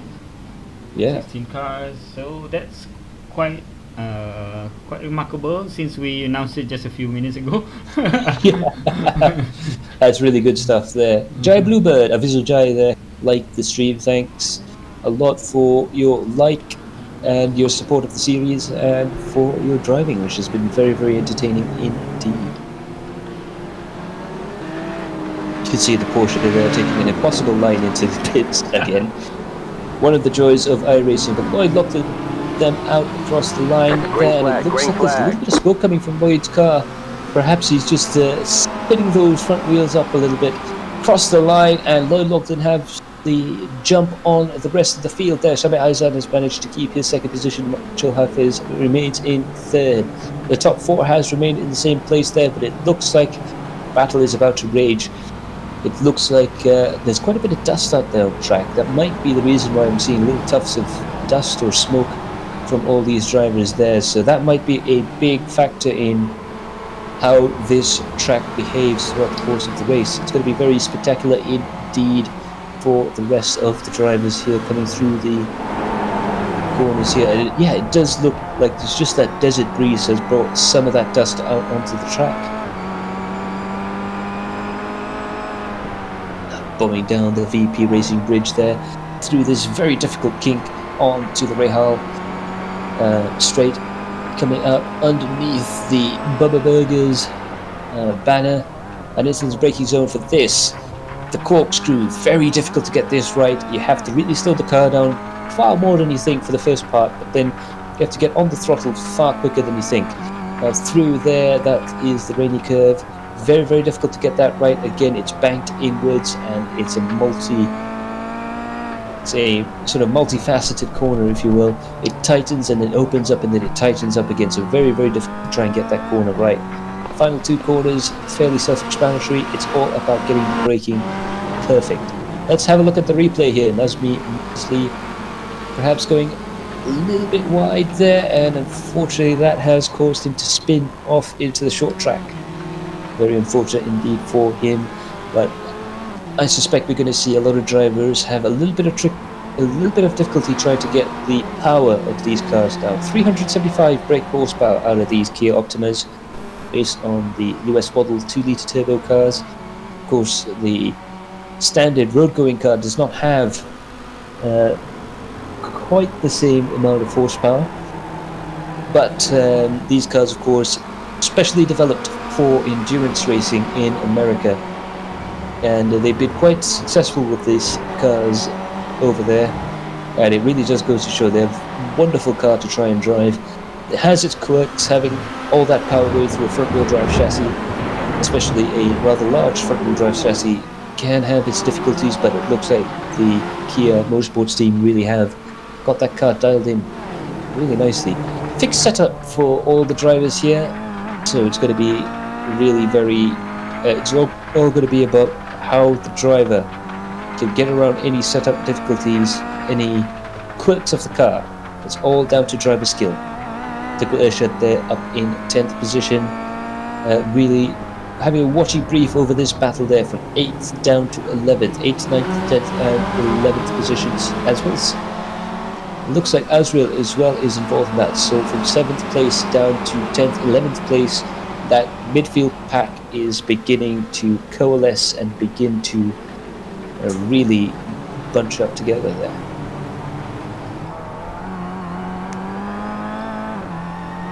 Thanks to Surin Selvaraju for that like. Do wish you could have joined us today for the warm-up race there, but absolutely looking forward to your performance through the course of the final race and through the warm-up race as well. Just a quick reminder to all the drivers who are perhaps watching this race, the warm-up race will be held on a Saturday instead of a Friday, so do be aware of it. Try and reschedule that night out with friends for the day before. Gonna have a quick look at Jasri Junos. Let's see what happened here. Going underneath the tyre bridge into turn 4, just gets the car a little bit sideways there. That's that dust again, and that's really affecting the cars quite a bit out there, so it's going to be really tricky. There's definitely tricky conditions out there on the track. It's pretty obvious it hasn't rained in quite a while, and hopefully this will be shaking off some of the dust for the race there.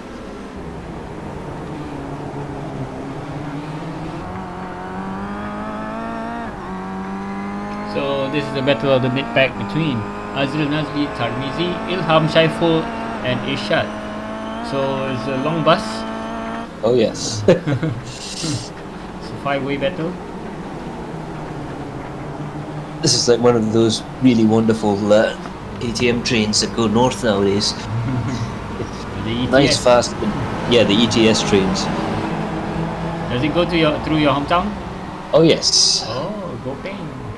Yeah, it goes by the Batu Gajah Oh, okay. station. So. Have you ever tried the new highway going to Perak? Oh! Tarmizi went sideways there. Perhaps trying to copy his boss's drifting technique, but unfortunately it didn't quite work out there. Go back to the front battle between Michael and Shamir. They're literally. Oh, what happened to Michael there?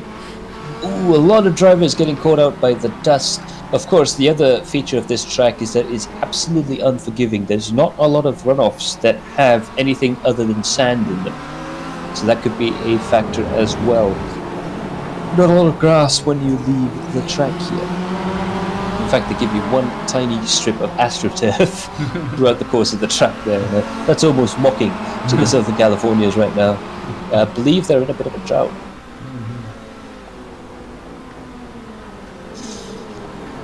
But yeah, I we're seeing plentiful of tracks here. Yeah, Jazz Regionals. But this is coming up to the corkscrew here, and there's a very common mistake that happens here. Yes, he's left the braking a little bit too late, a little bit too far to the left, which means that actually he's very well held. He's managed to stop the car without going off the road too much there. So that could have been likes the barrier there. Yeah, he has the ability of parking the car on top of the barrier. I'm not sure how he worked that out, but he does try and do that at the end of races just to celebrate, I guess. Let's see Michael's suit for today. What is he wearing? Okay, he's wearing his Toda branded. Yeah, very nice. Tata Motorsports guys have had a little bit of help, obviously, so far in the proprietor of Pico Media, who do a lot of deliveries for the teams out there racing, and obviously they get a little bit of extra help through the in-car stuff as well. But I like the fact that Michael Hafiz has his helmet modelled in iRacing, so it can represent. Yeah, it's following his actual real life helmet. Let's see those other guys. Maybe Shamil does something with his kit also. Where is he? He's in P2 right now. Yep, he's in P2 as well. Alah, dia tak pakai helmet dia. Tertinggal lah tu. Aku rasa dia hantar kat Zaki lah. Zaki, for those of you who don't know, painter.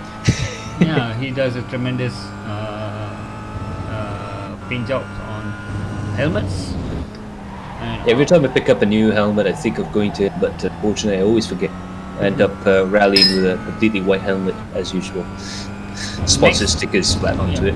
Next time I'm going up to Interformula, I want to drop by ProDrag also. It's nearby your place, right? Yeah, it's very close. In fact, it's just behind us. And so is Viper Niza and Evotech Autosports. It seems that we've ended up in a very unique location. Interformula is sort of very close to a lot of where the motor racing fraternity is at.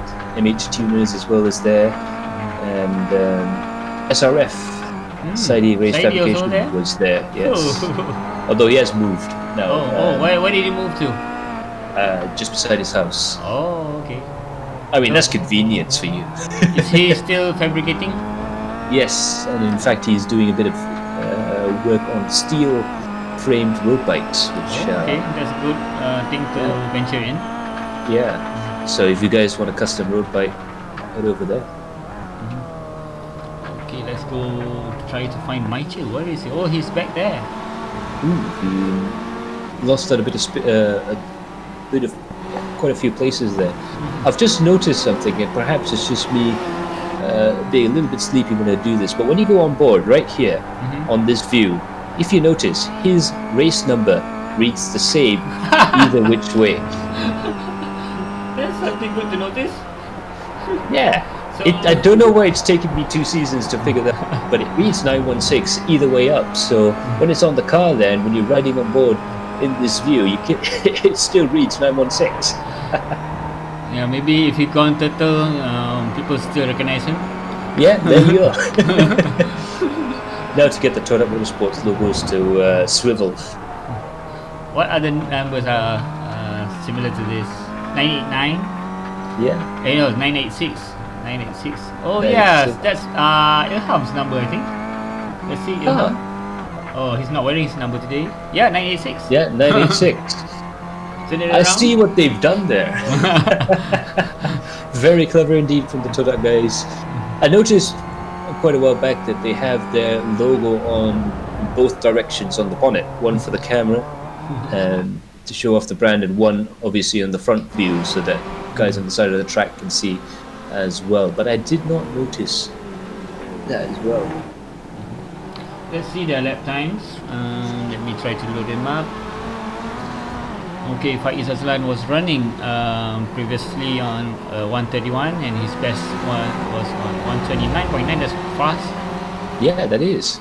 That might bode well for Faiz Aslan during the course of the race. And must say, throughout the season, the Pad 1 team has improved quite a lot. And if there was such a way of giving the most improved team award, it would have to be them, I suppose, because they're now starting to climb up to the front of the field. Okay, this is an uphill section of the track, right? Yeah. What did you call this section? Well, that is I believe the Rahal Straight coming into the Corkscrew. Okay. And that is the highest point of the track. And within about, I think it was 60 feet, they dropped down 3 stories to almost the lowest part of the track. The lowest part of the track is Rady Curve here. So within the space of about 200, 300 meters in terms of track distance, you drop 3.5 stories. And trust me, the images you see here don't do it justice. It feels like you're driving off a cliff. Even in the sim is quite frightening, but I was assured that in real life, a couple of my friends who are American friends who have been racing in SoCal, they say that it is a bit like skydiving in a race car. And the other tricky part about the Corkscrew, which is the unique part about this track, is that not only is it a steep drop down, it is also blind. You can't see where you're going throughout the course, so you have to use markers on the side of the road in order to try and really read where to go. So it isn't the hardest corner in motorsports, but it does take the most amount of bravery to try and get right, because as soon as you hit the compression, you have to be on full throttle in order to get a good lap.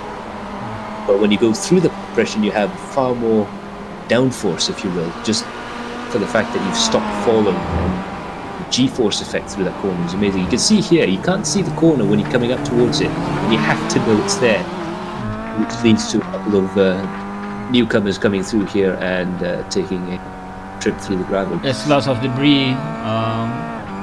If you nearing up your front, the next car, so that shows there's sort of surface. What do you call it? Bit of dust or sand or something like that. Yeah. Debris does disrupt the traction a bit. And let's go over to Lloyd. Let's see what his times are. He did a 129.1. Wow. So that's very quick. That's his best time now. His previous time was a 131, which is what I expect for race pace. That's why I mentioned that Faiz Aslan was going very quickly indeed. For my back of the napkin calculations, I was expecting a 132 to 133 race pace, so that if they're already down to 131, they are really going very fast indeed. And Lloyd Lachlan out there with a 3.3 second lead, he must be feeling quite comfortable up at the front of the field. Who do you anticipate to pit in first? This is going to be a very difficult question to ask. I would suspect Lloyd, pushing this hard this early on during the race, he must be one of the first guys to go into the pits. Also, amongst the other drivers out there, I suspect Afik and Shamir will be thinking about that as well. Michael might go a little bit longer. He knows he has the pace, but he does have to battle with Faiz Aslan and Muhaimin as well, actually, right now. He's battling with Muhaimin behind him. So he'll want to try and pit at a different lap, either an undercut or an overcut, in order to try and gain some Shamir position. already pit in. Shamir and Afik. So this might be a 2-stop race. But that means Lloyd is really pushing it to be going out there as long as he has. Perhaps we might see him drop back a little bit. Although having said that, he has a 5.7 second gap on Faiz Aslan. So we'll see how this shakes up throughout the course of the race. But it does look to be a 2-stop strategy from some of the guys there. And this is going to be very interesting indeed, because there might be a situation where there's a possible 1-stop strategy and a possible 2-stop strategy that could win the race. So very interesting tactics out there.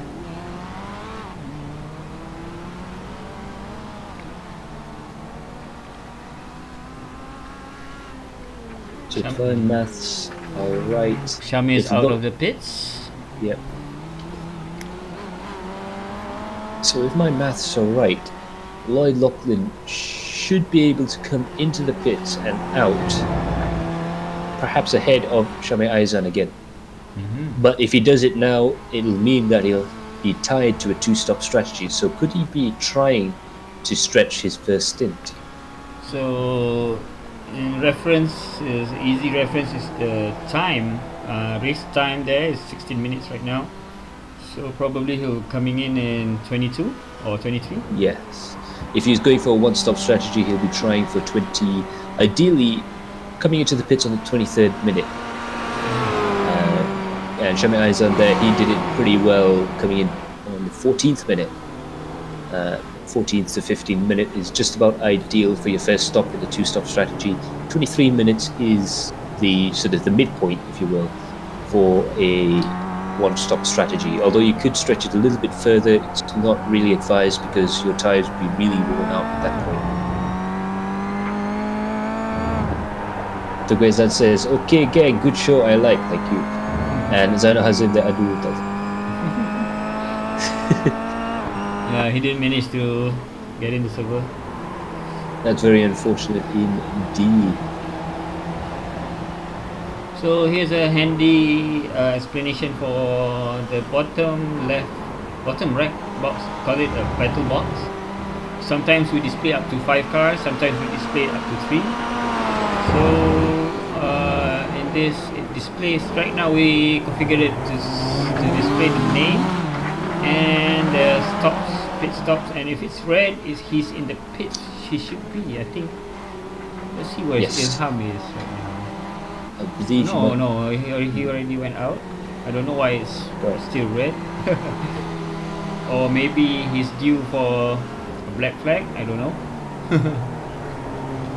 Yeah, we're still working out the new pit strategy system at the moment. But yes, for just above that, of course, is the track map, and you'll be able to see where the drivers are in relation. When the numbers on the screen, when you see one with a little circle around it, that means you're watching that man out on track at the moment. So far we're watching Lloyd Lachlan. That's his position number 1, and you can see him out there on the track going through, I believe that was turn 5. 2, 3, 4, 5, yeah. Hey, what do you have for your drink tonight? Yes, it's an old-timey classic. I managed to restock on my Ribena. It's a different drink every time, and that's just circumstances usually. But I know a lot of the guys will be looking at what I'll be drinking throughout the night. So tonight it'll be Ribena. Okay, Lloyd just had a braking issue there. So perhaps he's beginning to lose a little bit of grip, which will be expected. Mohammed is another driver, as well as Michael, like I said, predicted that these guys won't be coming in this early on. Ilham climbed up from the back. Yeah. He went up 7 positions in 14 laps. That's very significant of him. Absolutely. This is a case where I think his usual tactic. You got the mute button again.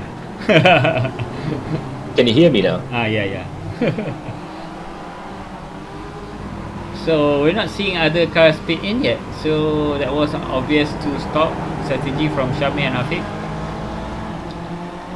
So let's see his lap times. So currently, he's pushing it. It's 130. It's quite a risky. Two stops are quite risky for this kind of track where the surface is quite slippery. For me, if I were to be Shami, I would be extra careful there. A nice side by side racing there. passing Nazmi. Nazmi giving space, ample space there.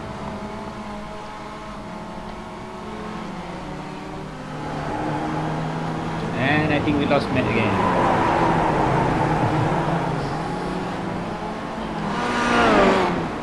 Okay, let's go to the battle for third.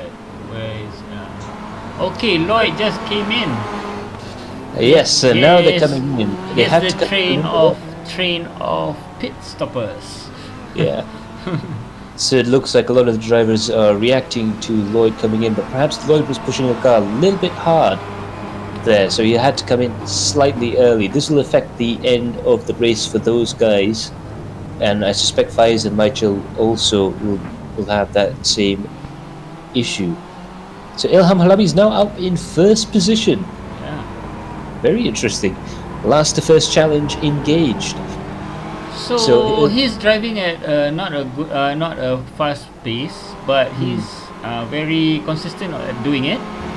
And what that translates to, consistency translates to having your fuel levels well calculated to anticipate where your pit stops are, when your pit stops are.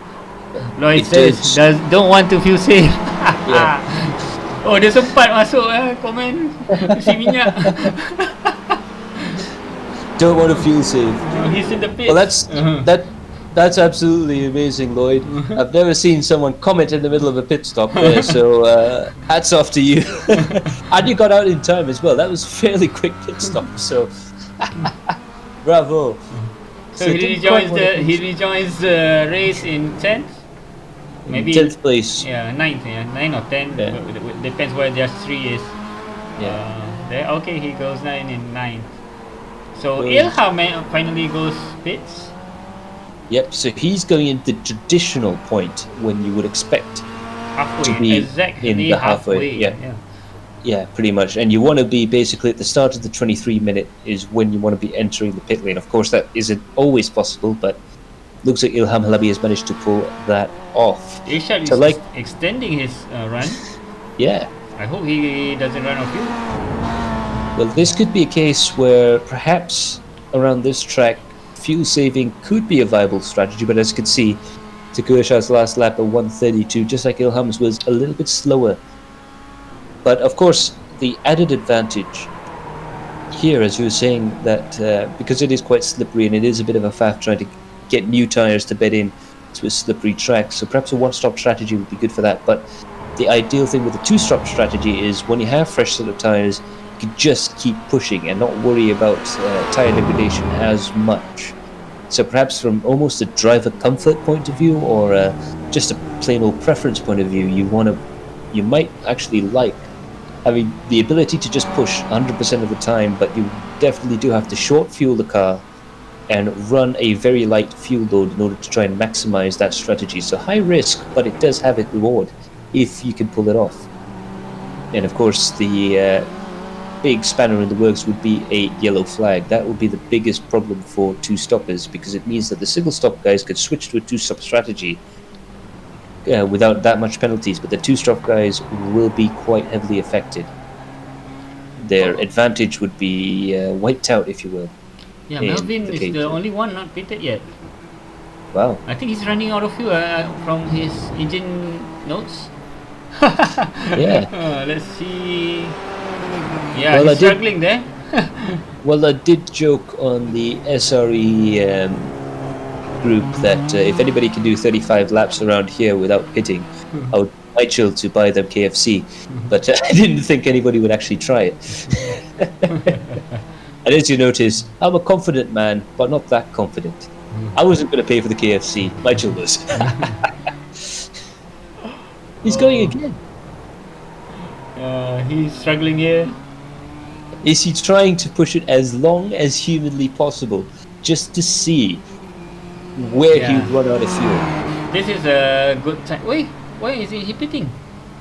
Well, that's what I just noticed. He kept going.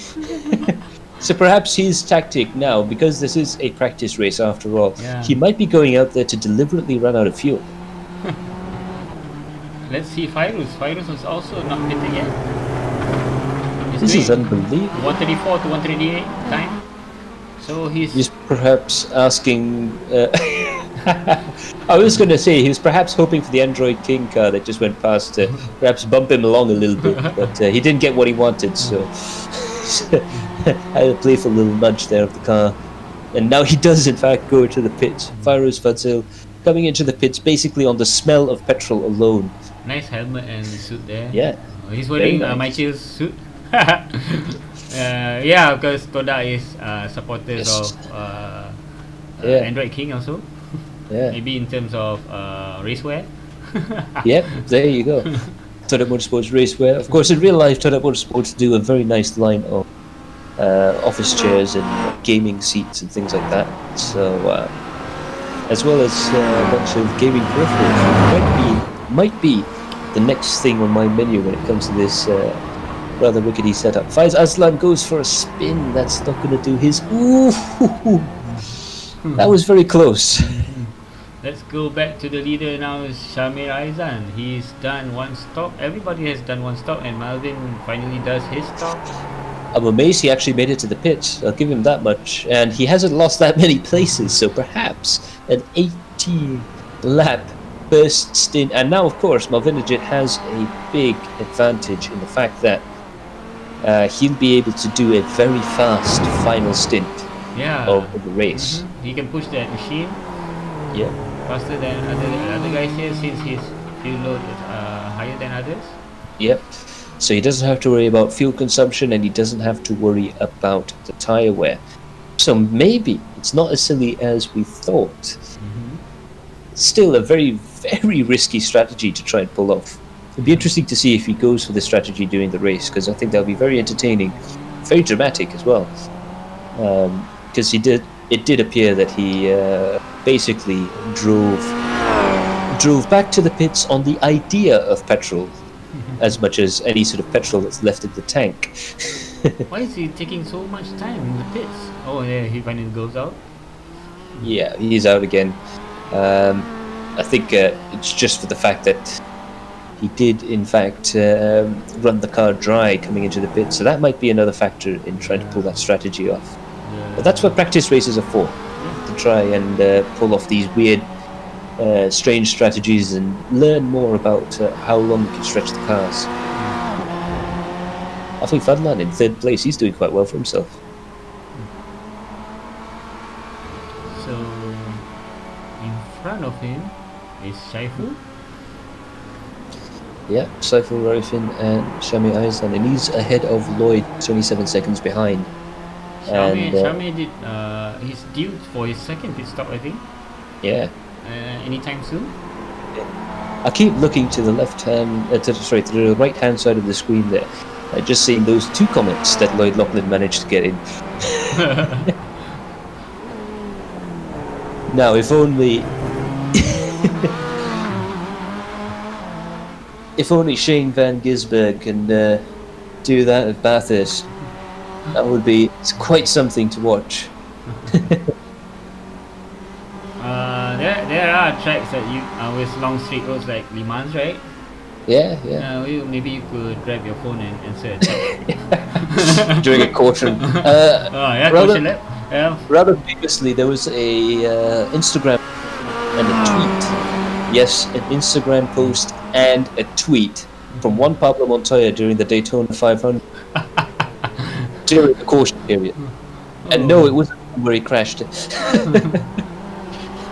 Okay, So during these test races is where we also do our tests in broadcasting, in commentaries, and in one feature that we don't want to use in any race, which is this.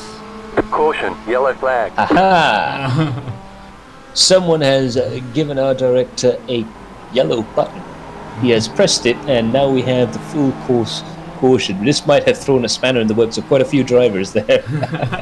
So they might as well take this in one of the factors of fuel saving.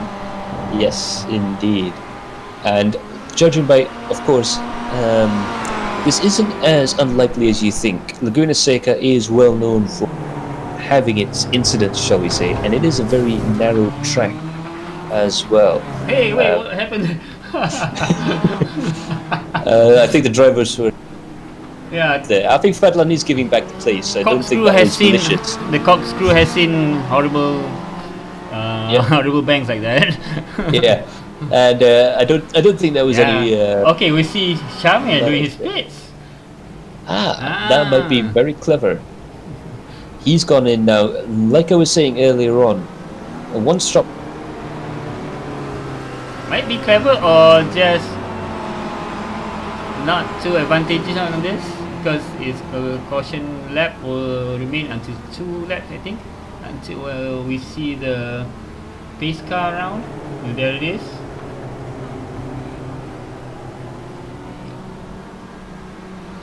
The lights on the car are still lighting until 1 to green. It will turn off, right? Oh Matt, kau hilang lagi ke Matt?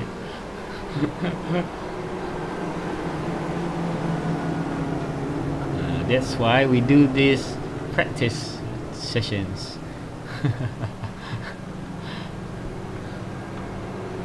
Okay, they're right now lining up behind the pace car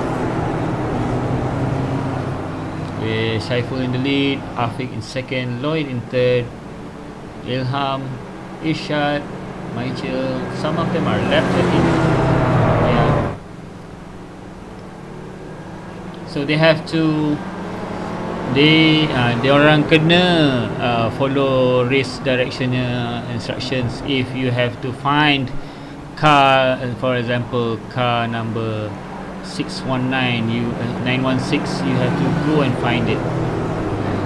Means to overtake other cars. Please, oh, that was an aggressive pace car move. Man, don't leave me hanging here, man. Where are you? So the pace car's lights are still on. We're going to, is it another lap? Oh my! So these guys opt for their hits. So let's see where they end up after this. I'm back. You left me hanging there, mate. Do apologize. Discord managed to crash. Oh, Shaiful went into the pits along with Afiq. And this is what I was saying before I was rudely interrupted. Now all the guys that are on a single stop strategy can now basically change to a 2-stop strategy for free, with all the benefits they had from the early part of the race from the single stop strategy. So this means the 2-stoppers are going to be at a bit of a disadvantage. Someone who isn't at a disadvantage and someone who may be just about the luckiest person out there is Lloyd Lachlan, who's in the lead. He in fact thanked us. Lloyd Lachlan, our latest comment there. Thank you. When did he manage the time to do this? I guarantee you, you sound to me like the kind of man who'd stick his phone on the side of the sim racing rig in one of those little phone holders that all the Grab drivers use. This pace car is taking quite some time. Lights are still on. Oh yeah, they're halfway. When did they come in for the yellow flag? I think lap 20. 30 minutes. Might be another lap in it.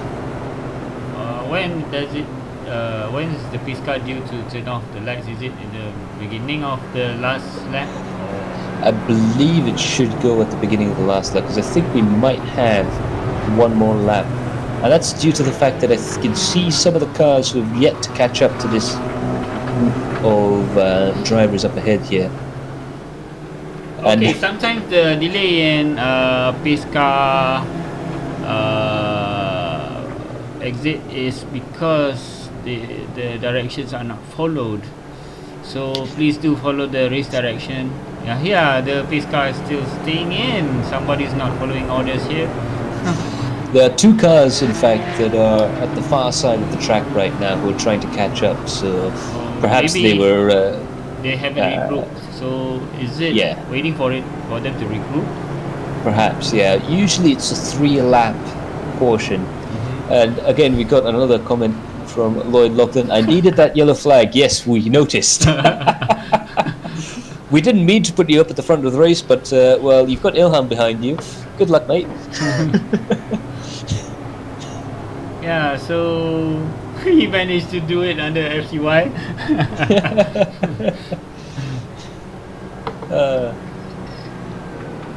I mean, as far as cheek goes, that takes the cake there, I reckon. Another comment from Lloyd Lachlan. Actually, I do. I like listening to your commentary on the phone. Well, thank you.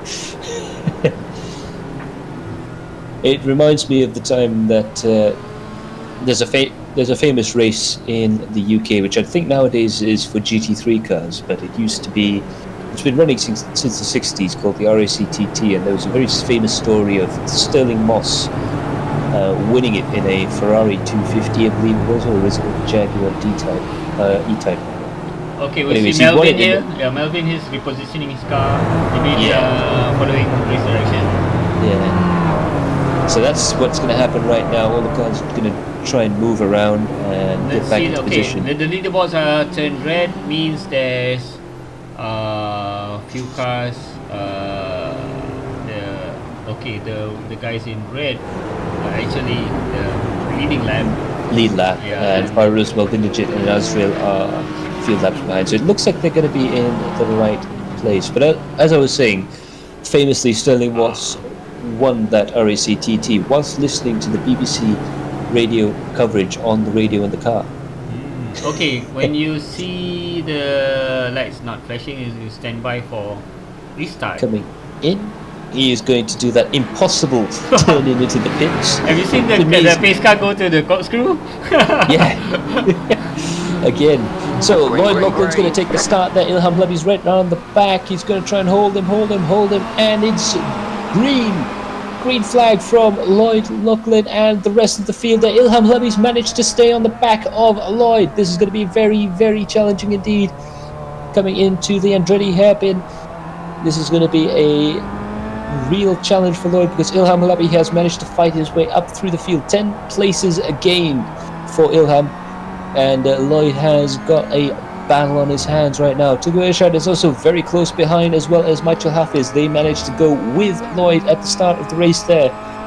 So usually the driver at the start will have the honor, if you will, of pacing the cars off.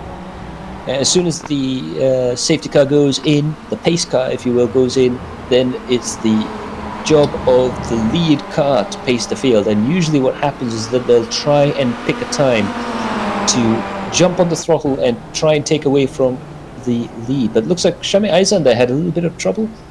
It looks like he's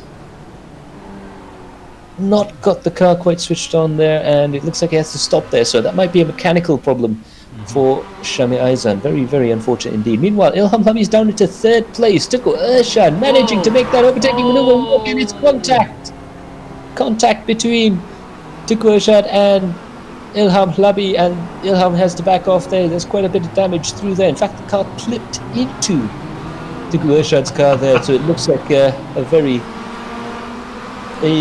unfortunate incident through there. That entire section of corners there, from the corkscrew through the rainy curves, can be very, very difficult to get right, and it looks like they didn't quite manage to get it right through there. Now again, through the rainy curve, the cars are side by side. This is absolutely spectacular stuff here. They're coming up into this braking zone here, and it just looks like a netcode error might have sent Tuku Irshad halfway into Ilham Labi's car. I'm amazed Ilham's car is still going. I'm going to assume that was a network connection issue, aka a netcode. And that occasionally does happen, unfortunately, in sim racing, and there's not a lot we can do about it. The nearest server to us is Sydney, Australia, and that's the reason why we occasionally have these little lag outs and issues there. But then again, in real world racing, we do tend to have small niggling problems with the engines and, suspension parts going by. Oh, that's Muhaimin off the track there. Let's see what happened. I did notice a car sort of slightly sideways coming out of that corner there. Let's see what Muhaimin managed through here, and it looks like the compression there. He just dipped a wheel on the dirt on the exit of that kink coming up to the corkscrew there, and unfortunately that means Mohammed has to drop a few places. But due to that incident up front, Lloyd Lachlan has the lead, followed by Michael Hafiz, and then this man, Faiz Aslan, is up at third position. But Michael has to really look out behind him because they're within a second of each other, Faiz Aslan and Michael Hafiz. Meanwhile, Lloyd Lachlan has managed to, in fact, extend that lead up to the front of the race. 41 minutes have passed in this 45-minute race. That's 3.5 minutes to go. Safarifin, meanwhile, he is down in 7th place. He is running a bit of a special livery. His test livery is a Works Engineering one, in deference to our sponsor. And he runs that during the course of these test races and warm-up races and all the other races as well. Of course, during the championship races. Ooh, with another contact there. 3 wide, didn't quite go through that corner there. I did not notice that they were going 3 wide through there, and it looks absolutely spectacular. Yep, they were trying to go 3 wide coming into that corner there, and unfortunately just didn't quite fit through there. And, oh my goodness! Calvin Haas car got past him. I do have to say, Calvin Haas seems to be in this unfortunate position of always having to find himself upside down. And I think that was Calvin. Yeah, I think that was could him. be Afik, but Afik's still running. No, It was yeah, him. Calvin Haas in the pit. So very unfortunate for him, of course. Those of you who have joined us since season 1 may have remembered that little meme going around of Calvin Haas' car traveling perfectly perpendicular but upside down to the road. I think that was at Okayama, and it looks like he's caught himself in a very strange predicament here. Oh, he got rear-ended. Yeah. So he looked like he stopped in time to avoid a big incident, only for the car behind to unfortunately collect him. That is yet another thing that often happens throughout the run. 43 minutes have passed in this 45-minute race. It feels almost like we have a voice inside the car. Lloyd Lachlan has been reporting back throughout the course of the race via text. Now, of course, it does pay for me to say that you should text and drive, but perhaps you can text and sim. So if you have this undeniable urge to text and drive, perhaps you should take up sim racing.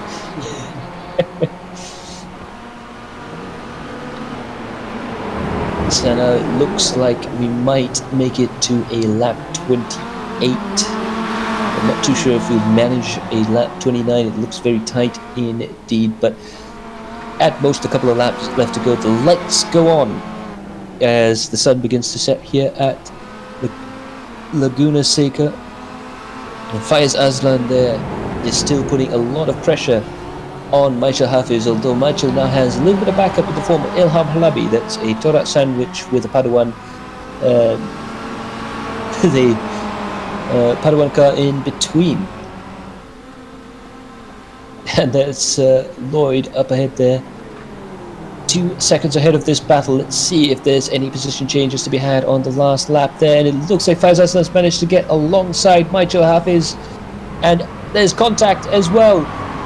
Big contact between Faiz Aslan and Michael Hafiz. Unfortunately, they were just a little bit too close going into that corner there, and it looks like Michael Hafiz has managed to get going again. Faiz Aslan will get back going, up and running again, but it looks like Ilham Halabi is up into second position, so a very lucky break there for Ilham Halabi. Michael managing to at least stay in third place.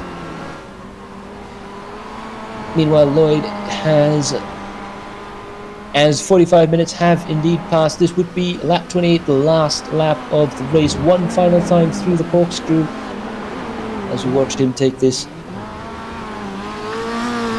corner here, as well as the rainy curve. Again, far more difficult than it looks. A deceptive bend that has claimed quite a few drivers. Through the penultimate corner there. Now diving down into the final turn. Neatly across the line. Surely he should be able to cruise to the end of the race here. And Lloyd Lachlan has indeed won the race, followed by Ilham Halabi and Michael Hafiz in third place. Saiful Arifin managed to come across in fourth, with Faiz Aslan in fifth, Shami Aizan in sixth, and it looks like this battle here between Muhaimin and Afif Adlan has managed to come across in seventh position. Muhaimin and Tarmizi, they were fighting it out earlier on, but they come across the line in eighth and ninth place. Jasri Junos having to dive into the pits there, which is why he finishes in 13th. Nazbi in 10th, and the unlucky Teku Ershad comes across the line in 11th position. That was a very entertaining race, and hopefully a good sign of things to come for the next following warm-up races and the championship race as well. A lot is at stake during the course of this weekend's race at the Laguna Seca, so it's going to be a very challenging time indeed for a lot of the drivers there. But it looks like they're having fun out there with their usual absolute utter carnage. So that's the results for the warm-up race, or the practice race for the round 6 finale. A little bit of a preview as what is going to happen to the final round of the Rd5 iRacing Malaysia Championship Season 2. These Kia Optimas throwing themselves at each other after the race, as is traditional in sim racing. Lloyd Lachlan takes home the race results. He's going to really find that a big confidence boost for his chances in the race. Ilham Halabi finishes in second place. He is definitely going to be battling for the title, as we saw only a few points separates him and Jasmine Jali. Saiful Arifin finishes in third place, Faiz Aslan in fourth, Shami Aizan in fifth place, Afif Adlan in sixth place, Muhammad Muhaimin in seventh, followed by Tamizi Yusuf, Nazmi Mazli, Tengku Ershad, Michael Hafiz, Fairuz Fazil, Jasri Junos, Kelvin Ha, Mavinderjit Singh, and Azril Nazli. And you can see that Michael Hafiz having that penalty from that impact earlier on in the track with Faiz Aslan, so unfortunate for him as well. Okay, so we had a good O3 show. I hope you guys do understand the differences of round 5 scoring system. It's a bit different from the other races. Any questions, please do try to contact us, try to reach Paduka. He will try to solve anything that comes up in your mind. And we are here also, me and Matt and I. So we can try to help on other things that occur to your minds regarding the race 5 results. But I think what the MEM did is quite professional, and it's helping us out big time here. I hope it does continue on to other rounds and particularly in the next season. So Matt, please do close up the stream for us. Absolutely, and just looking at the comments there, thanks guys, that was great. It was absolutely great having a in-car commentator via text there, Lloyd Lachlan. It's been very, very entertaining indeed for all of us here. It's special thanks to Karwa Alang, to our director, as well as our chief steward, Paduka Shoaib, who's now fortified with extra MAN goodness. See that? That's Wow. 360. That's a 570 nose slam. Can he land it? And 4, yeah. Wow. And an ollie out of the way as well. I think Muhaimin might be in with a shot for perhaps Tony Hawk Pro Skater Award. But anyways, all that remains for me is to thank Karol Alang, our director, Paduka Shoaib, our chief steward. Hopefully we'll be able to get Kelvin T back for his post-race analysis for the next round. And hopefully we'll try and convince Chan Wei Han to return back to the studio. I know he's very busy right now, but we do hope he can make it for the final round of the championship. My name's been Max Palmer, and all that remains for me to say is to thank Works Engineering, Lucas Oil Precision Sim Racing, and Android King, our sponsors, along with our supporter, the Motorsports Association of Malaysia. So do stay tuned to Adrenaline Impact for more sim racing goodness. Ta-ra!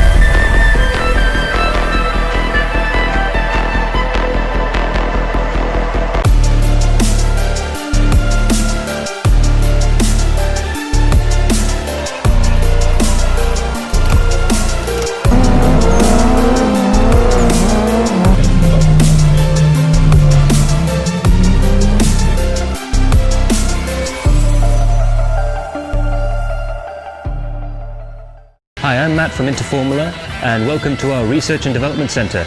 We do all forms of research and development, all the way from designing and developing our own race cars, to simulators, to running cars in racing series and rallying all over the world. We also do a lot in the Asian Classic Car Championship, so do look out for us. For any information, do contact us with the number down below.